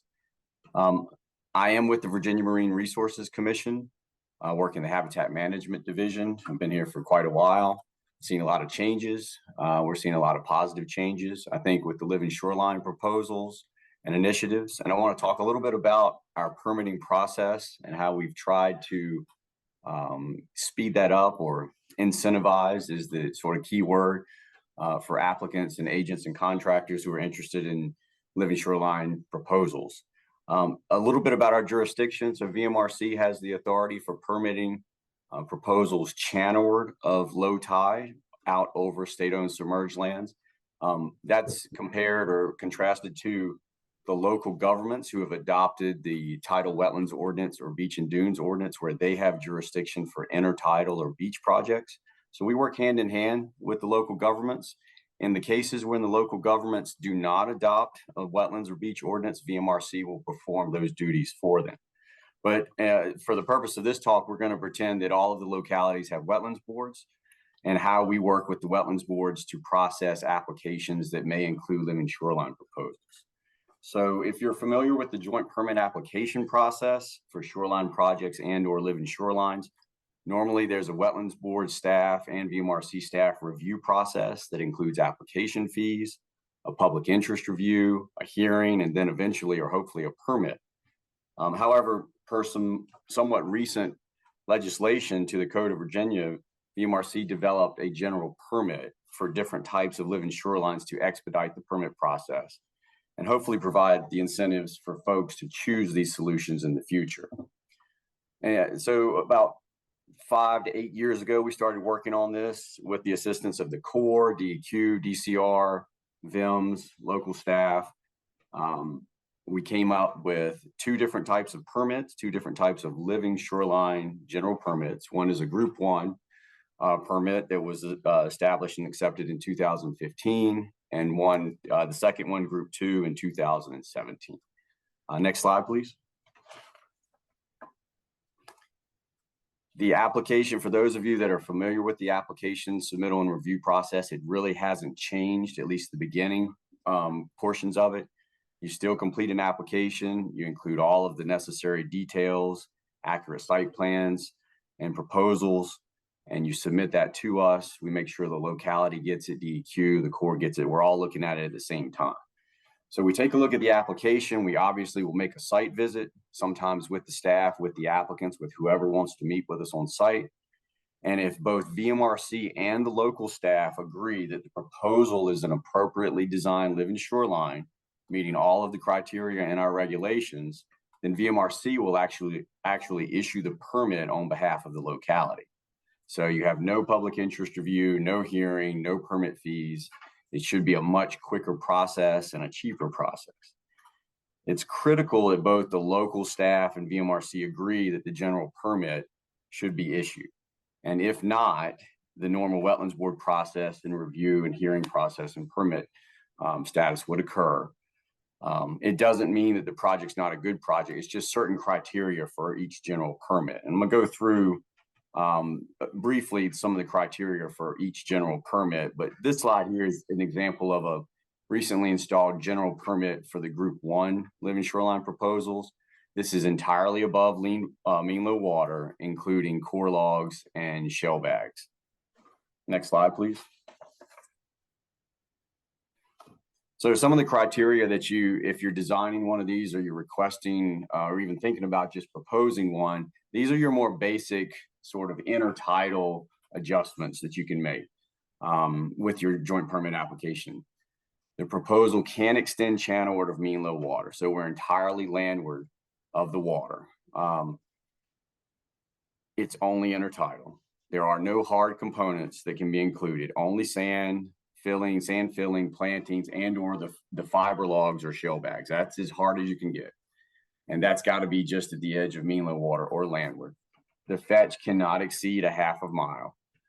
It really needs to be a low energy cove that will allow the establishment of the fill and the plantings to take hold quickly.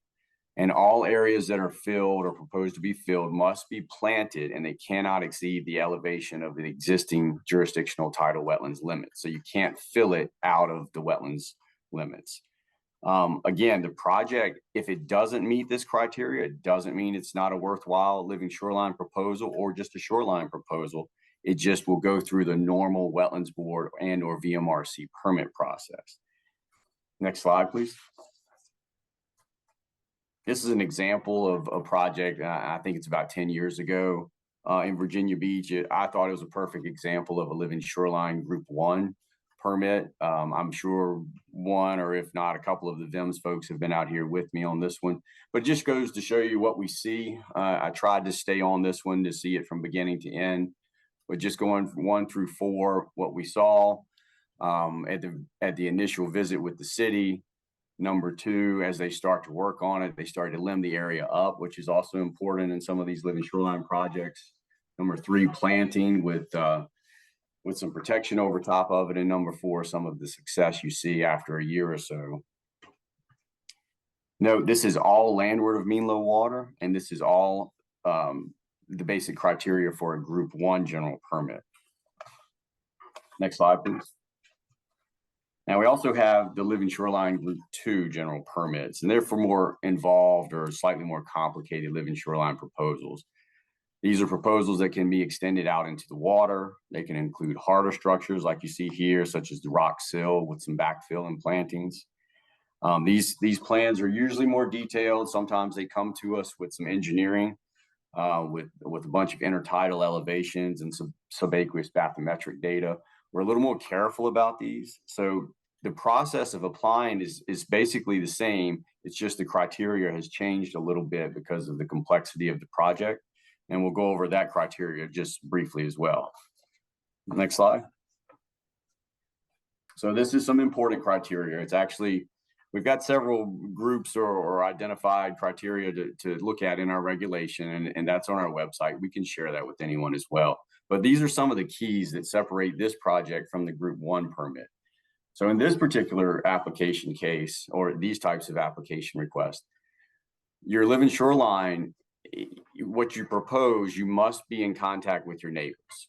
And you must either talk to them, make sure they're okay with the project, or VMRC or your locality will do that for you.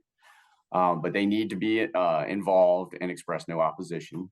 We still have some limitations on fetch, but it's more than what the Living Shoreline General Permit 1 allows. So you can go up to 1.5 miles. When you propose to install rock breakwaters or rock sills or nearshore breakwaters, whatever you're calling them, you can't exceed 2 feet of depth at mean low tide. and the sills can't be placed more than 30 feet channel of mean low water. So these structures are still relatively close to the shoreline. It's just that a lot of these have now extended out into the waterway. And then if you have a sill or some type of breakwater structure near the shoreline, you must have a gap or some type of window every 100 feet, and it has to be 5 foot wide. You can either leave it as a gap, you can lower the height of the rock, but the whole key is to make sure our tidal friends, our crabs and fish, can get in and out at different tidal events and enjoy the wetlands like we do. Next slide. And here's a last slide of a more involved, more detailed, technically complicated Group 2 general permit with the rock sill, breakwater. Some folks are combining sill and nearshore breakwater and calling them rills now. Whatever you want to call it, as long as we can call it appropriate and successful, which this is on its way to being very successful. There's a gap in the foreground of that first picture on the left. I'm actually standing on the pier. There's a gap there. This is an example of a Group 2 living shoreline general permit in which we worked with the city, the applicant, the agent, the contractor, a lot of people involved. And what you've heard earlier in some of the conversations, there has to be so much discussion and communication with all parties to make sure everybody understands what's happening and that the process of applying and permitting and installation is on point. These projects often overlap both the city and the localities or localities intertidal jurisdiction with VMRC jurisdiction, and that's okay. That's sort of the point of these general permits, is that we're trying to combine this process with different components, different parts that take its own time and in some cases financial resources, and make it a quicker, more cumulative process. And like I said, mentioned earlier, it's okay if you design a living shoreline proposal and it doesn't meet some of the criteria that we have called out in these group 1 and Group 2 general permits. We can still go through the permit process, but we've designed these 2 specific general permits with the cities, with VIMS, with your local staffs, to try and work through and get the majority of these living shoreline proposals as permitted as quickly as possible, with the less amount of headache or least amount of headache to applicants, agents, contractors, anyone else. If you have any questions, certainly you can call your local staffs. You can always call VMRC. We get questions and concerns from time to time that we don't see things and that we don't always agree with what people propose. But I do want everyone to know that if we don't know about it, we can't give you an answer. And we love to visit sites. I mean, that's one of the perks of the job. So if you don't have a plan, or you do have a plan and you just want to talk and look at the sites, let us know. Give us a call. We have engineers assigned to your area. We will be out there. We can answer questions about what works and what doesn't work from a permitting perspective, and also keep working with your local staff. I mean, that's our job as well. And we're in communication with them all the time, but we do have these 2 general permits. So if you're involved with a living shoreline design and you think you may qualify, there's no harm in reaching out to us ahead of the submittal of the joint permit application. But if we get it, we'll reach out to you, we'll make a site visit, and hopefully we can get you to fit into this process and these criteria and get you a general permit for a living shoreline. The last thing I want to note Justin, is that 1 minute. Sorry to interrupt you. Last thing is, as Karen mentioned in the breakout session, with the monitoring, we don't want to frustrate anyone into thinking that they've got to monitor it forever, but we want to stay on top of these projects. So we do ask that if you receive a permit for one of these, that you give us the monitoring reports and report back to give us some photographs as quickly as possible, and allow us to come back and take a look and see how successful they've been. Thank you. Great. Thanks so much, Justin. Let's offer a round of applause. You can find the reactions button for that hand clapping. Thanks so much, Justin, for a great presentation. No problem. And folks, we have questions coming in both the chat roll and the Q&A. I want to encourage people to use the chat roll so that everyone can see those questions. And we'll have a few moments for questions at the end before we go to breakouts again. So Rachel, over to you. Okay, thank you. So hi, everybody. My name is Rachel Felver, and I work for the Alliance for the Chesapeake Bay, where I am the Communications Director at the Chesapeake Bay Program in Annapolis, Maryland. I'm here today to talk to you about how social marketing can help improve shoreline management. I'm going to fly through these slides and there's a lot of information. So I would just ask, again, hold the questions until the question and answer portion. I'm really happy to answer any questions that you may have. So this project initially began in, oops, I'm too far. This project initially began in the summer of 2019. And our goal for it was to use a behavior-based approach called community-based social marketing to improve the health of the Chesapeake Bay and its tidal tributaries by reducing excessive shoreline erosion, preventing nitrogen, phosphorus, and sediment pollution, creating healthier ecosystems, and mitigating the impacts of climate change. Sorry, my mouse just froze. Come on. Yeah. Rachel, let me know if you want me to share my screen. No, hold on 1 second. Sorry, I've just got too many things going on. There we go. Okay, and we, just to reiterate, we worked with a contractor named Action Research in order to do this project. So I'm not going to go through all 5 steps of the community-based social marketing at this point, but if you are not familiar with the process, if you want more information, please feel free to contact me afterwards, and I'm more than happy to talk about it. So our target audience for this campaign were residential shoreline property owners that live along the Chesapeake Bay in Maryland and Virginia. We really did not find any significant difference between property owners in each state, meaning that the results should be applicable across both state lines. To identify the behaviors associated with shoreline management, we first conducted a literature review, and then we also met with our steering committee to identify shoreline management behaviors of interest. We identified 11 behaviors, and some of you on this call were members of that steering committee, so I just want to thank you again for all your help with this project. We then conducted a mail survey of shoreline property owners to determine the probability or how likely it would be that a property owner would install a living shoreline, the penetration, the extent to which residents were already engaged in the behavior, the applicability, the portion of the population that could potentially take the action, and the impact ultimately of how this behavior would impact the environment. We also used the survey to identify the potential barriers and benefits to installing shoreline management practices. So let's talk a little bit more about the mail survey, because I personally find it pretty interesting.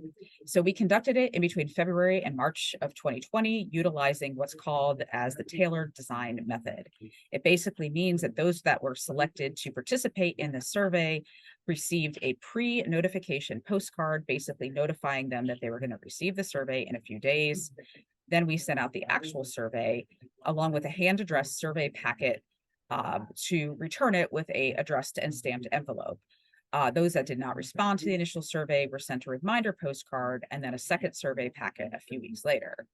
The hand-addressed envelopes were meant to convey the sense that a real person was looking at this data and it was just not some unnamed government entity. The addresses were randomly selected from a list of all shoreline properties in Maryland and Virginia along the bay that were created from state-level GIS data. So after importing all the GIS parcel data in Maryland and Virginia, we removed counties that did not have any contact with the bay, coastline, or any other tributary. Then we filtered that data to select only properties that were within 250 feet of any coastline. This generated a sample of 1,600 addresses with 800 in Maryland and 800 in Virginia. So these maps here show the dispersion of the respondents that are both in Virginia here on the left, Maryland on the right. I apologize, I know it's a little hard to see. We also asked the survey respondents if they could indicate whether their current shorelines were armored or natural, which is also indicated here by the different colored kind of dots. So this was the results we had. We do have to mention that our address list demonstrated several areas from the GIS data. From the initial surveys we sent out, we had 452 that were returned undeliverable, and additional 15 were sent back either returned or ineligible. Ineligible meant it could have been mailed to a business or an apartment building.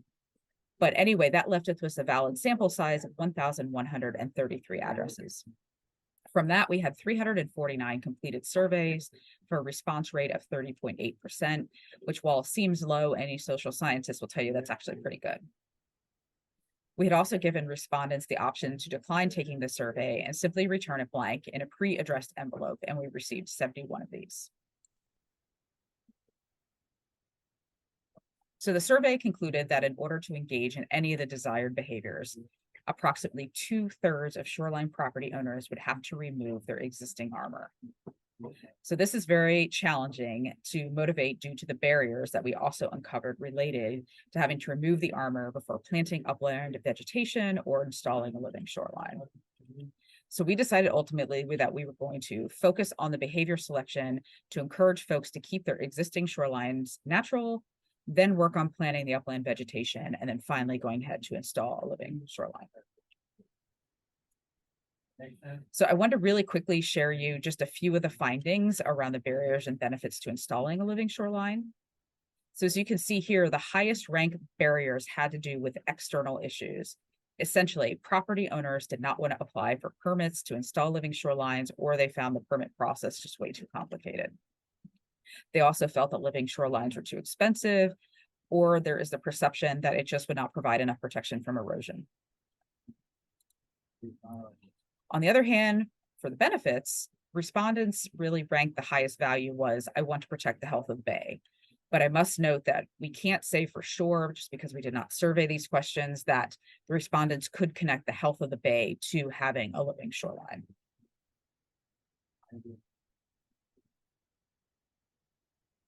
So then we use this information to develop an outreach and implementation strategy. The strategy includes several social science tools that can be utilized to change the way that shoreline properties owners manage their shorelines. These tools include commitments, education, personal contact, social diffusion, and testimonials. So the materials that we created were meant to educate property owners and assist organizations with planning and implementing outreach. It's really important to note, though, that education alone is not ever going to influence the adoption of any behaviors, especially ones that are very complex, like we discovered these to be. Excuse me. So it's also vitally important that these materials are presented to property owners and by specific different audiences, which I'm going to get into next. So who should be conducting this outreach? So this is a table that we created that's in the outreach and implementation strategy, which I'll show you in a moment, that basically recommends that outreach is done by community organizations, community ambassadors, state government agencies. And what this does here is indicates the different products that have been created and who should be using what product to be delivering the message. This strategy basically also creates instructions for creating a customized program to match the size of the target audience, the local neighborhood culture or community practices, and the availability of the community advocates to conduct one-on-one outreach versus planning and implementing an event. The guidance is provided as a package of tools instead of just a discrete set of steps that could be understood as a more one-size-fits-all approach. So each package, again, as I mentioned, is organized by who is going to be conducting the outreach. So I don't have time to go through every part of the toolkit, but it's all available on this website here, ChesapeakeBehaviorChange.org, along with the implementation and outreach strategy. This is a new website for the Chesapeake Bay program that aims to grow the number of residents and organizations taking action from the ground up to encourage positive actions to protect and restore the health of the Chesapeake Bay. It also has a database of regional behavior change campaigns that folks can access. So I will just take 2 seconds to show you the campaign I mentioned is here uploaded on the website. What you'll probably be most interested in is this related files tab where you can find all of the information that we've put together for these campaigns. Quickly, this is what's a shoreline sign that people would be asked to put on their shores, so people from the water can see this to say that I'm a guardian of the bay, I have a Chesapeake Bay living shoreline. More information, there's a website. We have a commitment card up there, which people would basically fill out. Usually it's always good to make commitments a little bit more public. People tend to follow through more. We have 6 different case studies that include both before and after photos. We have 3 in Virginia and 3 in Maryland. We have all sorts of different packets of information. For instance, this is a list of designers, engineers, and installing of living shorelines, both in Delaware, in Maryland, and in Virginia. We have different native plant resources that folks can take a look at to find, and as well as nurseries to find native plants. This is a draft event planning guide. This is for creating a public event, and it's many pages long with everything to how to lead up to the event, what to do during the event, and then afterwards. And then probably what I find most interesting is this is a giant packet of just resources. So for instance, this contains, if you ever want to use them, draft social media posts. It contains, this is a list of organizational Facebook pages that work with living shorelines. This is a list of local Facebook pages for neighborhood associations in Maryland and Virginia to reach out to. We have different groups on Nextdoor for different counties. We have community newsletters, public event spaces that have a living shoreline to be able to put on an event. So as you can see, lots of really great information that were put on different demonstration sites here. And I'll just add quickly to go back to this. And Rachel, 1 minute. Yep, last slide. Oops, I'm not sharing this. Sorry. So my last slide is just to tell you what our next steps currently are. So the Alliance for the Chesapeake Bay, which is my home organization, submitted a proposal this past spring for National Fish and Wildlife Foundation Small Watershed Grant to pilot the social marketing campaign in Anne Arundel County here in Maryland. We're waiting to hear if we receive the funding. I'm really hoping we are. And then the Shoreline Erosion Advisory Service with the Virginia Department of Conservation and Recreation has also expressed interest in conducting a similar project in coastal rural Virginia as part of the Innovative Nutrient Sediment Grant that they received last year from NIFWIF. So super excited to see that roll out as well. So I'll leave it at that and take questions later. Thank you. Great, thanks so much. Let's offer Rachel a round of applause. Really excellent presentation and ties together a lot of the themes and objectives. So thanks so much, Rachel. All right, Donna, I want to invite you to come up and I will start sharing your slides in just a moment here.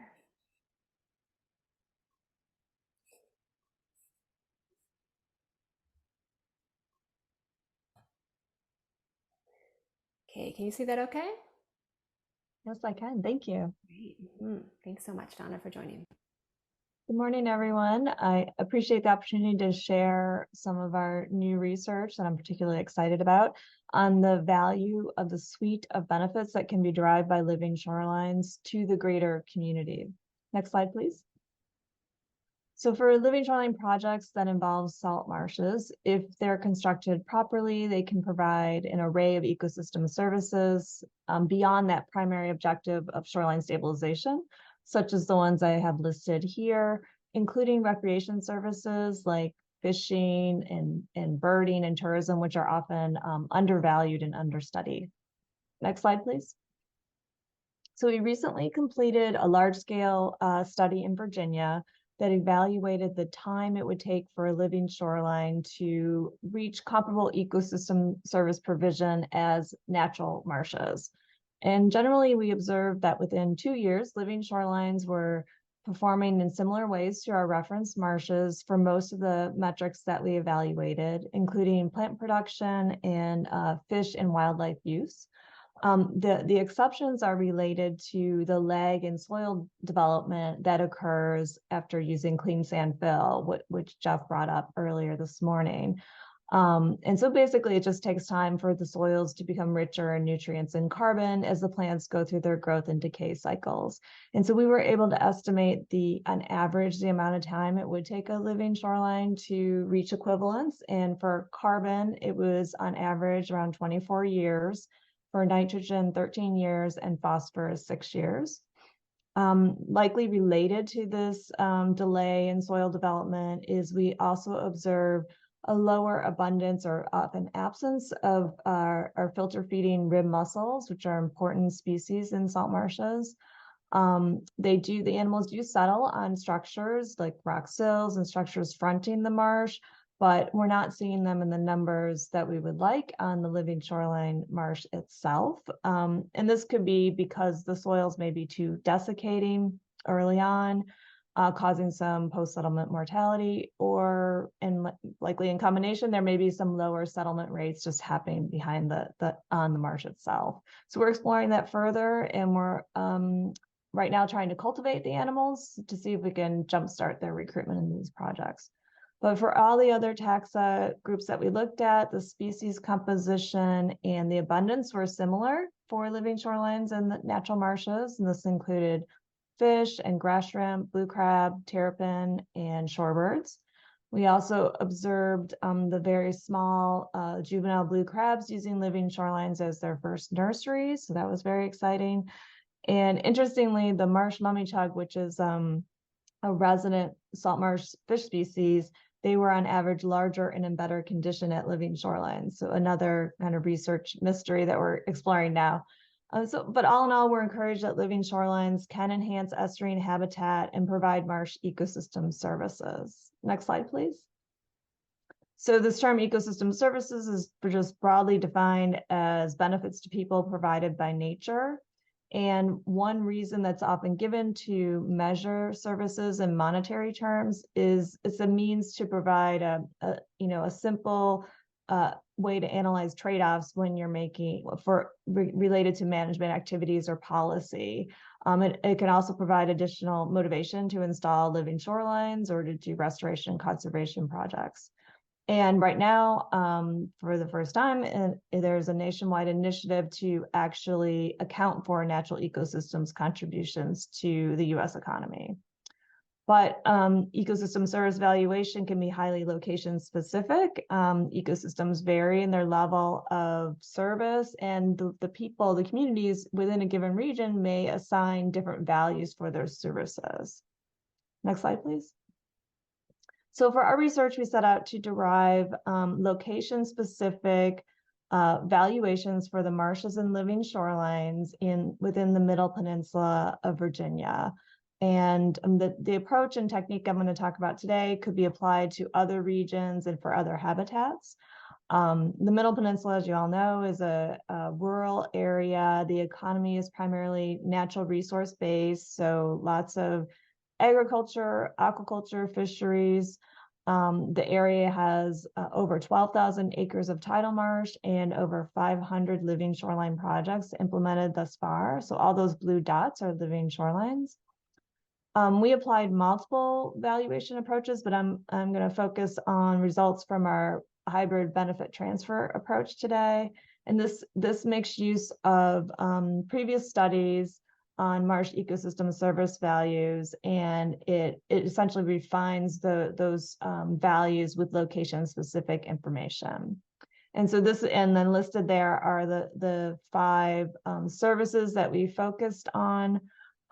For recreation, we focused our efforts on recreational fishing, but again, the approach I'm going to talk about could be applied to other recreation services. So I want to just spend a few moments talking about how we valued angler habitat use in the region. Next slide, please. Okay, so recreational fisheries can be incredibly lucrative for local economies and state economies. Marshes are providing these critical habitats for fish species, and we know that anglers are visiting these marshy shorelines, but there was surprisingly little information about differential habitat use by anglers, and this makes it more complicated to be able to assign an accurate value for a particular habitat. Next slide, please.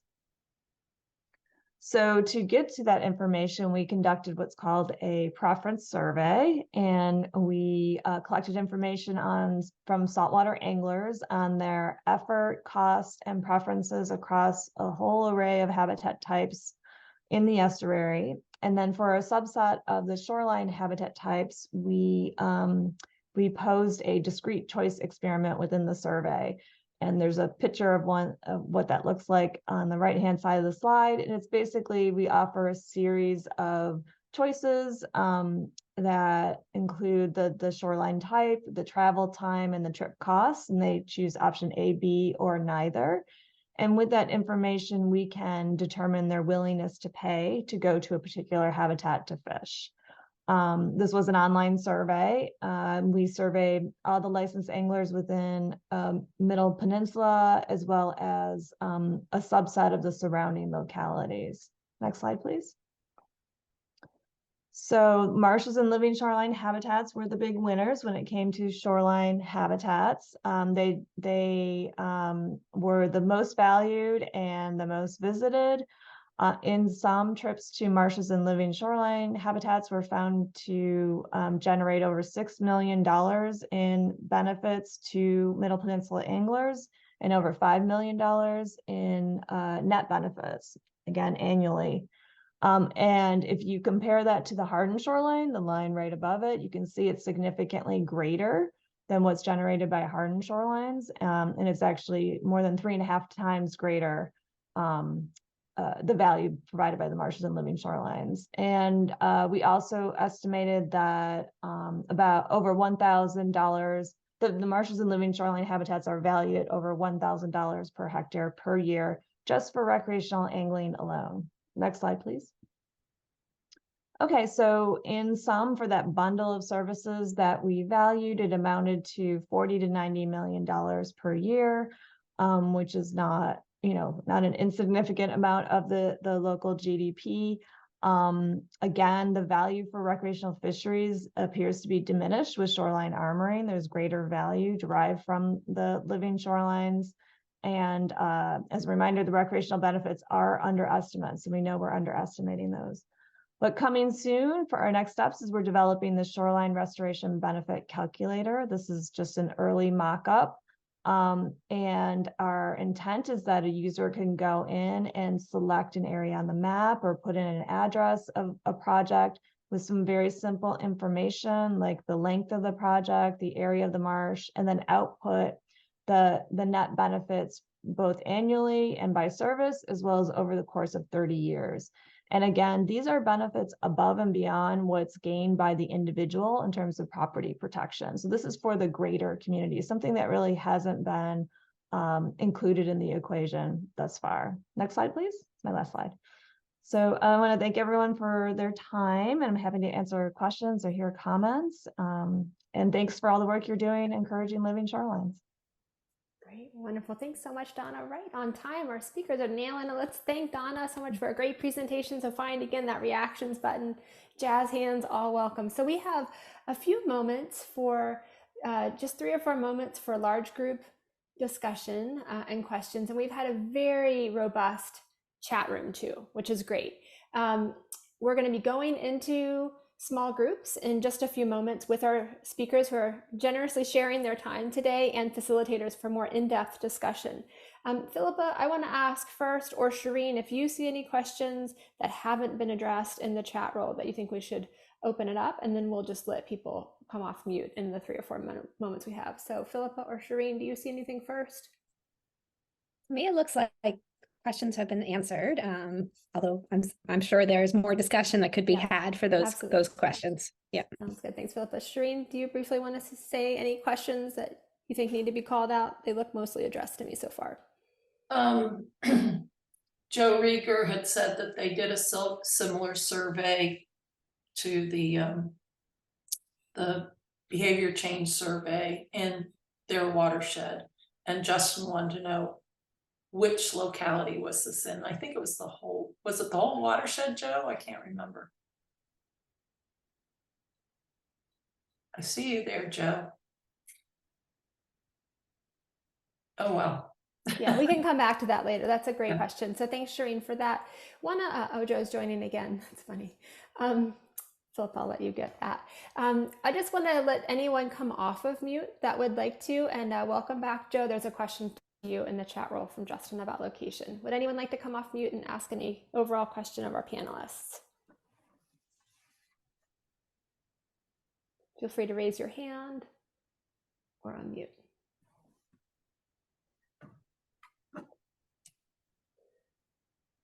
All right. Well, with that, again, we've had a really robust chat roll. Donna, Justin, Rachel, Shireen, do you want to offer any just 2 or 3 closing words before we go into the small groups? And I'll give instructions on how to do that in just a moment. All right. Well, Shireen, did you want to offer something? No, I just wanted to say, I think there's a lot of interesting things going on. And it was great to bring it to this, this forum space. So absolutely. It looks like Jeff has. Okay, Jeff, we'll go to you. Thanks. Yeah, my apologies. I couldn't get my hand up quick enough earlier. I guess my question is for Donna.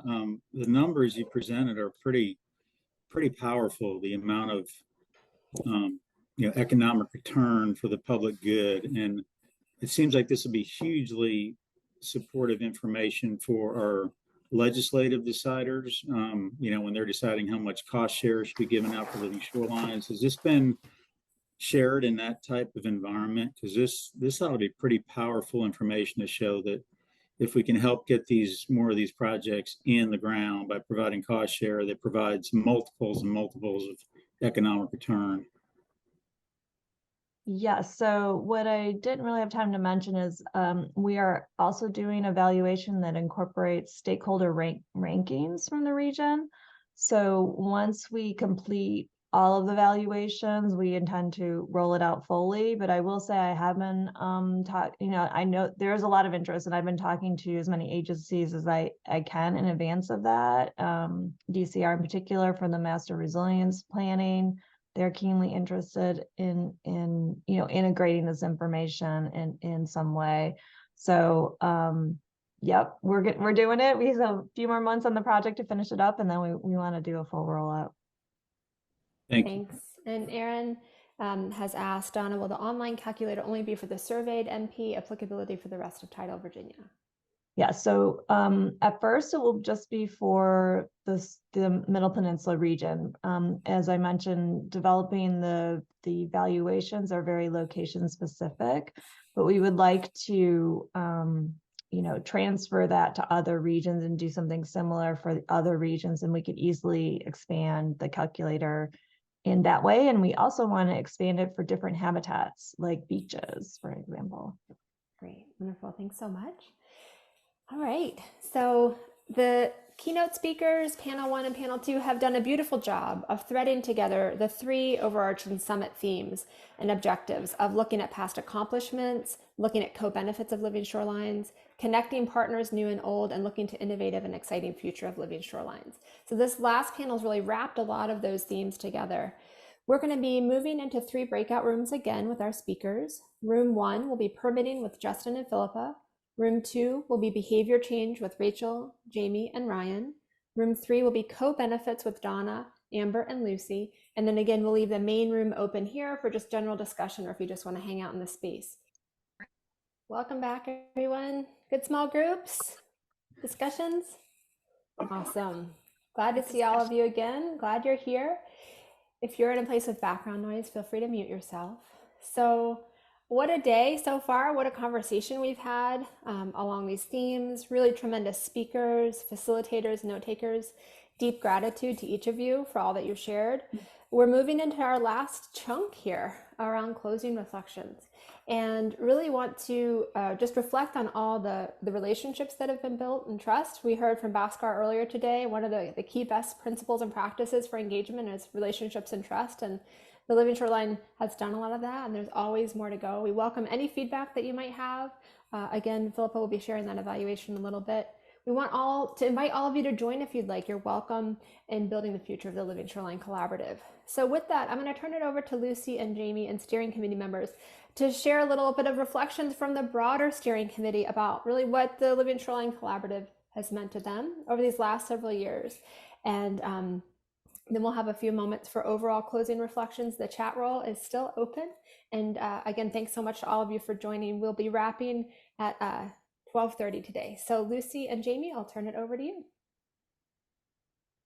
Thanks, Christine. And yeah, Lucy's going to pull up a little slideshow here. So we're bringing it back around sort of to where we started. And, with the recognition that we've been doing this Living Shoreline Collaborative work for 5 years now, and we've accomplished an awful lot. And we want to make sure that as we go into the next year and the next phase of work, we're keeping that momentum and really taking time to celebrate the work that we've done. So again, who are we? We are a group of collaborative stakeholders working to ramp up implementation of living shorelines. We started, you can go ahead and go to the next slide, Lucy. We started all the way back in 2019 with our first gathering. And you've already heard about a lot of successes today.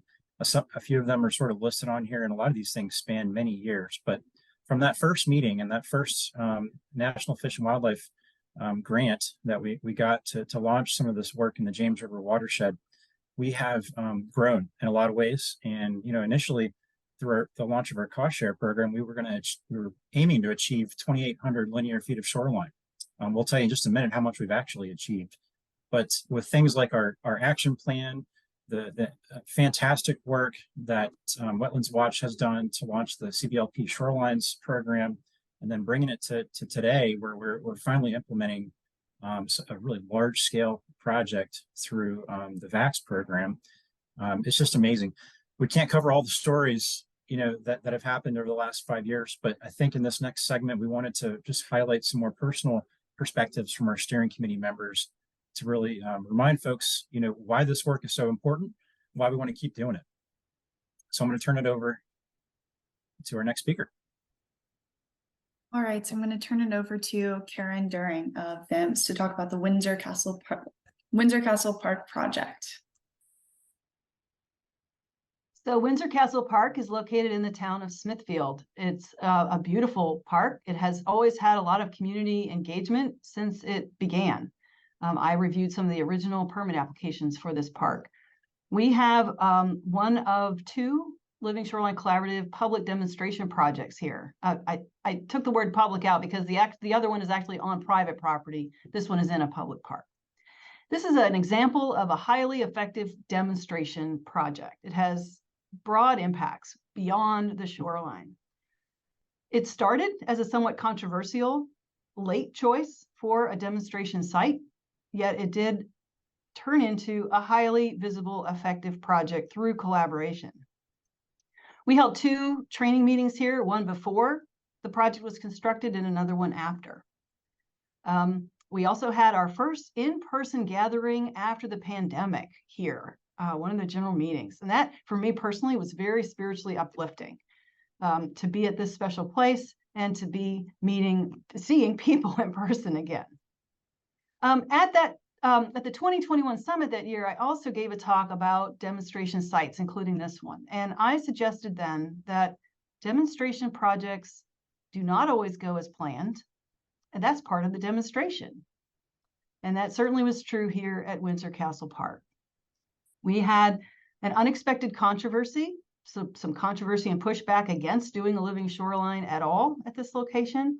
And we had to involve some living shoreline diplomacy. And those concerns need to be heard for community engagement and buy-in.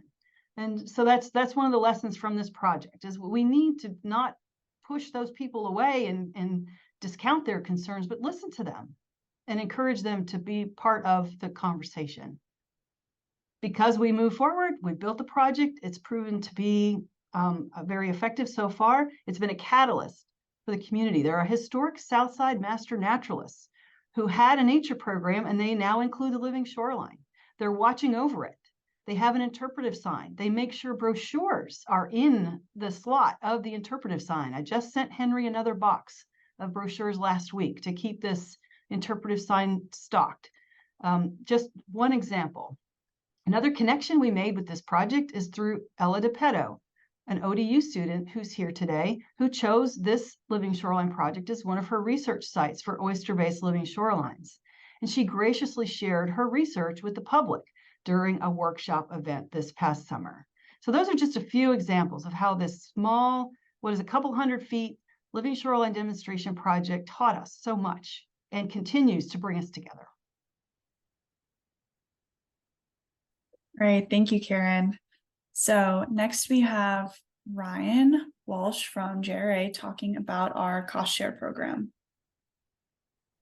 Hey guys, my name is Ryan Walsh. I work for the James River Association, and I work to implement our living shorelines as a part of our homeowner cost share program.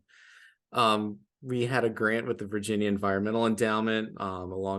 We were awarded along with the Elizabeth River Project.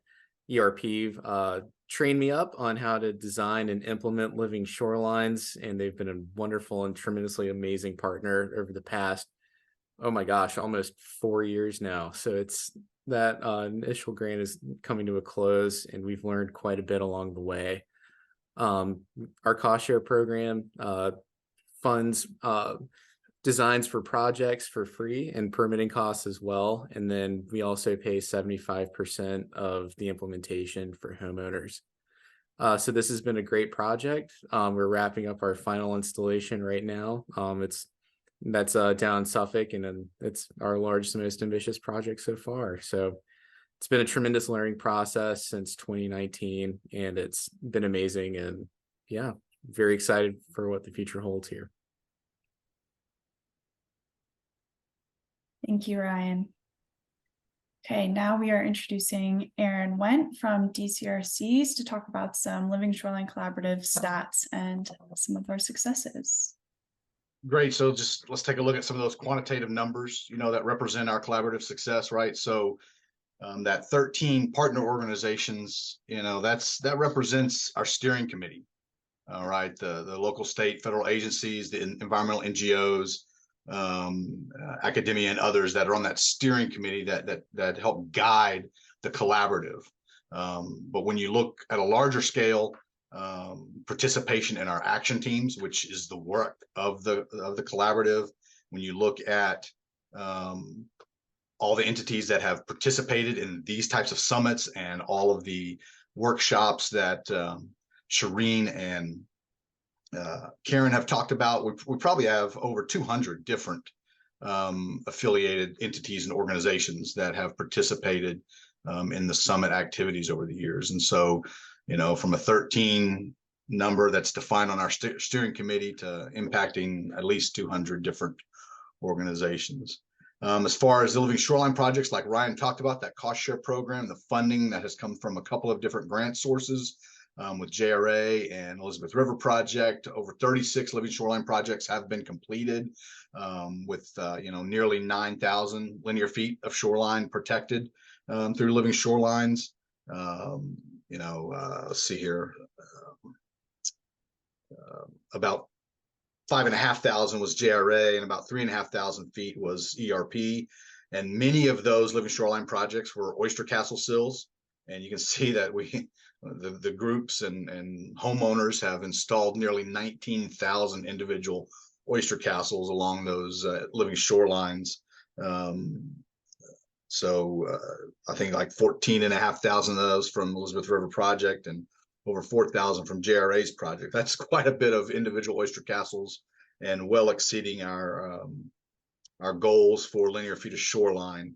Last thing I'll say is that, with respect to the Chesapeake Bay TMDL watershed implementation plan, the James River Basin, we've already exceeded our goal for shoreline management, with over 81,000 linear feet of protected shoreline that has been reported to DEQ and the Chesapeake Bay program. But I think the interesting statistic is that at least 38,000 feet of that, which is about 46% of what's been reported, is through living shorelines. And it's been more recent living shorelines that we've documented and verified. So none of the other basins so far have reached their goals for shoreline management, and the other basins have a smaller percentage of living shorelines compared to other shoreline management approach. So that's good news for the James.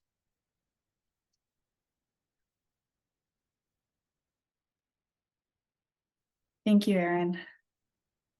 So just to wrap up with what's next for the Living Shoreline Collaborative, firstly, I just want to thank steering committee members for telling their stories. A couple months ago, we came together as the steering committee to think about, what did we want to tell for our Living Shoreline Collaborative story. And in this conversation, some main themes really arose and really stood out to us. So those themes were collaboration, community, and growth. And I think those were represented really clearly today throughout all of our presentations. So as a group, we like to pride ourselves in having meaningful collaborations that result in projects like Windsor Castle, but also like the Berkley Plantation Project and the CBLP training program that we talked about earlier today. And it's exciting to see that we actually have a contractor working on the Berkley Plantation Project that was trained in the CBLP program. So it's kind of like a full circle, and it's just one example of the practical implications of our work together. So we're also taking steps to build better trust in and engage with our community members. Many of the projects that we're doing are on private land, and building trust with those homeowners is critical. In the grand scheme of things, living shorelines may seem new, so it's our mission to help foster a sense of understanding and acceptance in our communities. With that being said, as a collaborative, we're growing, so is our impact. Just looking at the number of linear feet of shoreline implemented, even compared to our initial goal, is really inspiring. That and the number of oyster castles already installed. So looking towards the future, we hope to keep learning and striving to serve our community in the James River watershed and hopefully beyond in the most impactful way possible. So we want to keep these strong collaborations going and increase our thriving living shorelines across the region. And just my last minute here, just to quickly introduce myself, my name is Lucy. I'm the coordinator for the Living Shoreline Collaborative. So I know we mentioned some organizations may want to be more involved in the collaborative.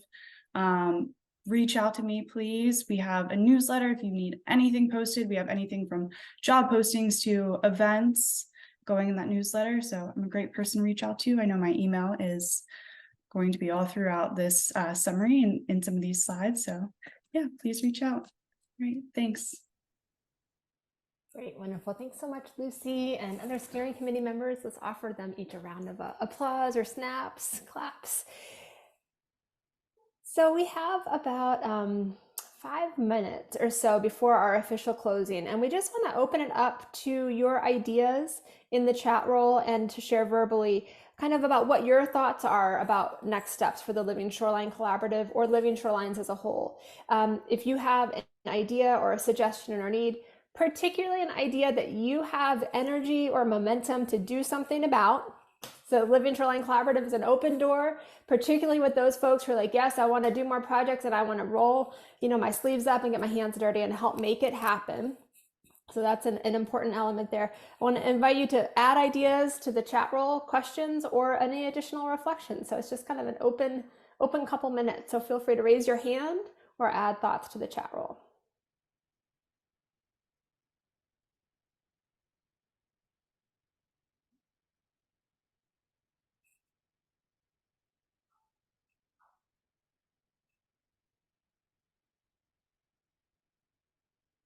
Jeff.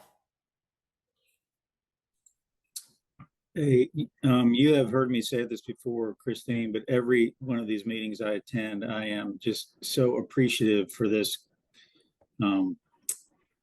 coalition. I mean, I've been in the private sector now, I've been in the public sector, I've been in the nonprofit sector. This is an immensely helpful dialogue that you continue to have, especially from folks in the private sector like myself. So I've brought this up before. I mean, I think we need to make sure, it's my understanding that the funding for this collaboration ends at the end of this year. It is imperative. I mean, even if it doesn't expand, I mean, every time you have one of these, there are new people on these calls and on these in-person meetings. So it's imperative that we have a strategy to maintain that this thing stays together, whether or not that's campaigning to NIFWF or some other funding source, but this coalition, this effort has to stay alive.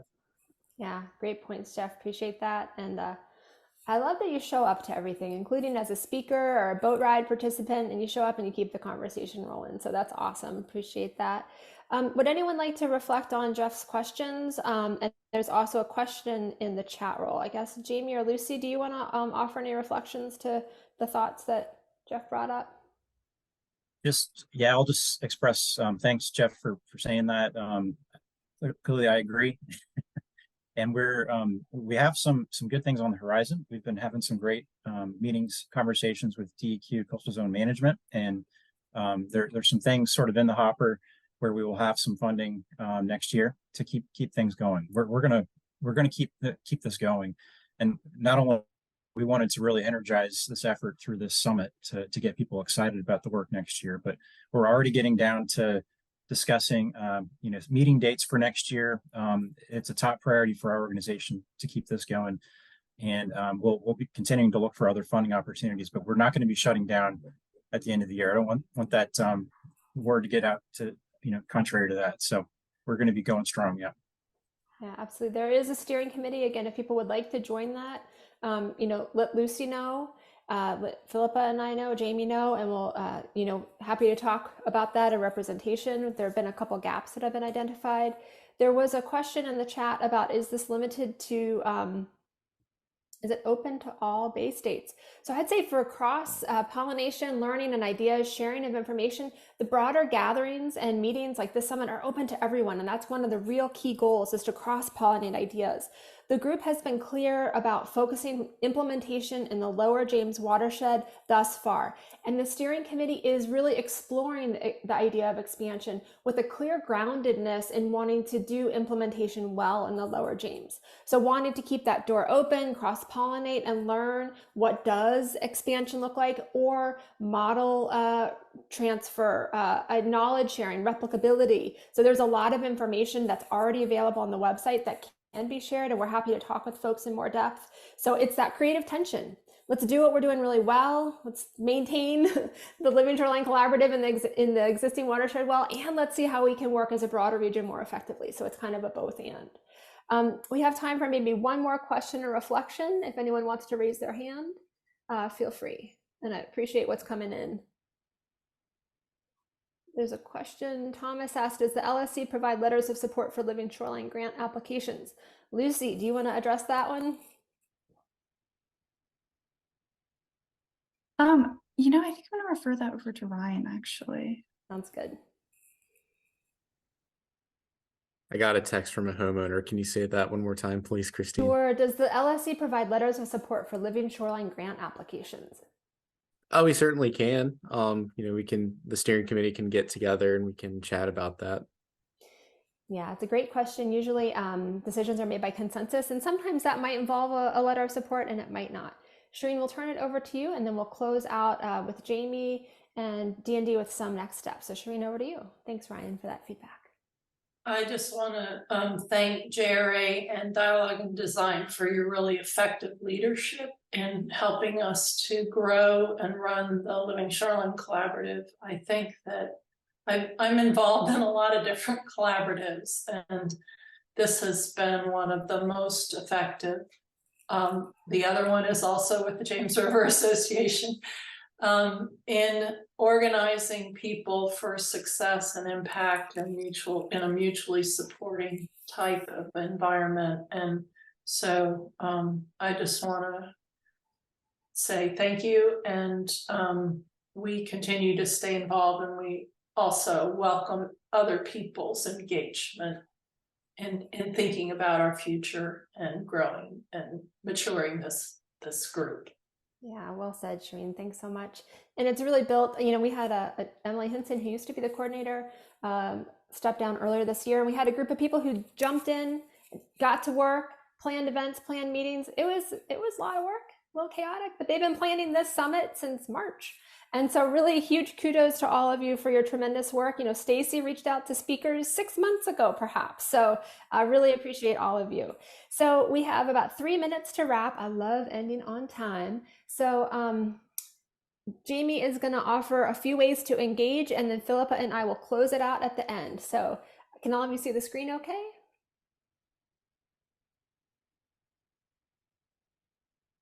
Jamie, over to you. You can't see the screen okay, Jamie? Yeah, all good. Thanks, Christine. Yep. So repetition is key in these things. If you haven't already signed up for the in-person summit, make sure you do it immediately. This is something you don't want to miss. So tell your friends, tell your neighbors. We want to continue to get people engaged in this, and it's going to be a really fantastic opportunity to put on your wading boots and get out and see some of this on the ground work and learn from our fantastic partners at Elizabeth River Project. So please check out the link and register.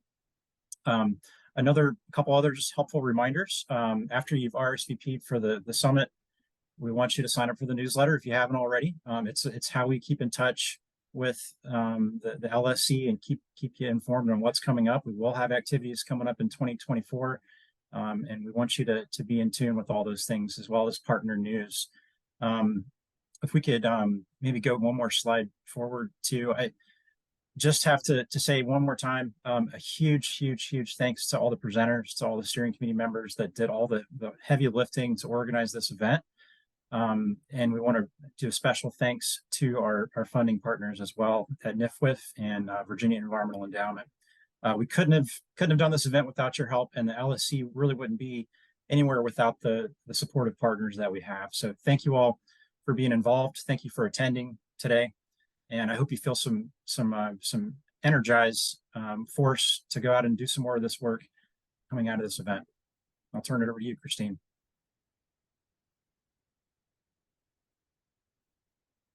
You're on mute. Thank you so much. The collective is more effective, especially when you're muted. So thanks so much for all of you. Thank you, panelists, speakers, note takers, organizers, planners. We definitely appreciate it. Please do fill out the evaluation. Tremendously helpful for us if you could just take a couple moments. And stay tuned. We'll be announcing on those monthly newsletters that Lucy sends out upcoming events. With that, Philippa, anything else you want to add? Thank you, everyone, for a great summit. Great. Anyone else? Anything else before we close? All right, all feel free to turn your videos on if you want to and give a wave goodbye. Find somebody else you want to connect with. Hope all of you have a great Halloween and fun celebrations and eating lots of candy. Thanks all. Take care. Bye.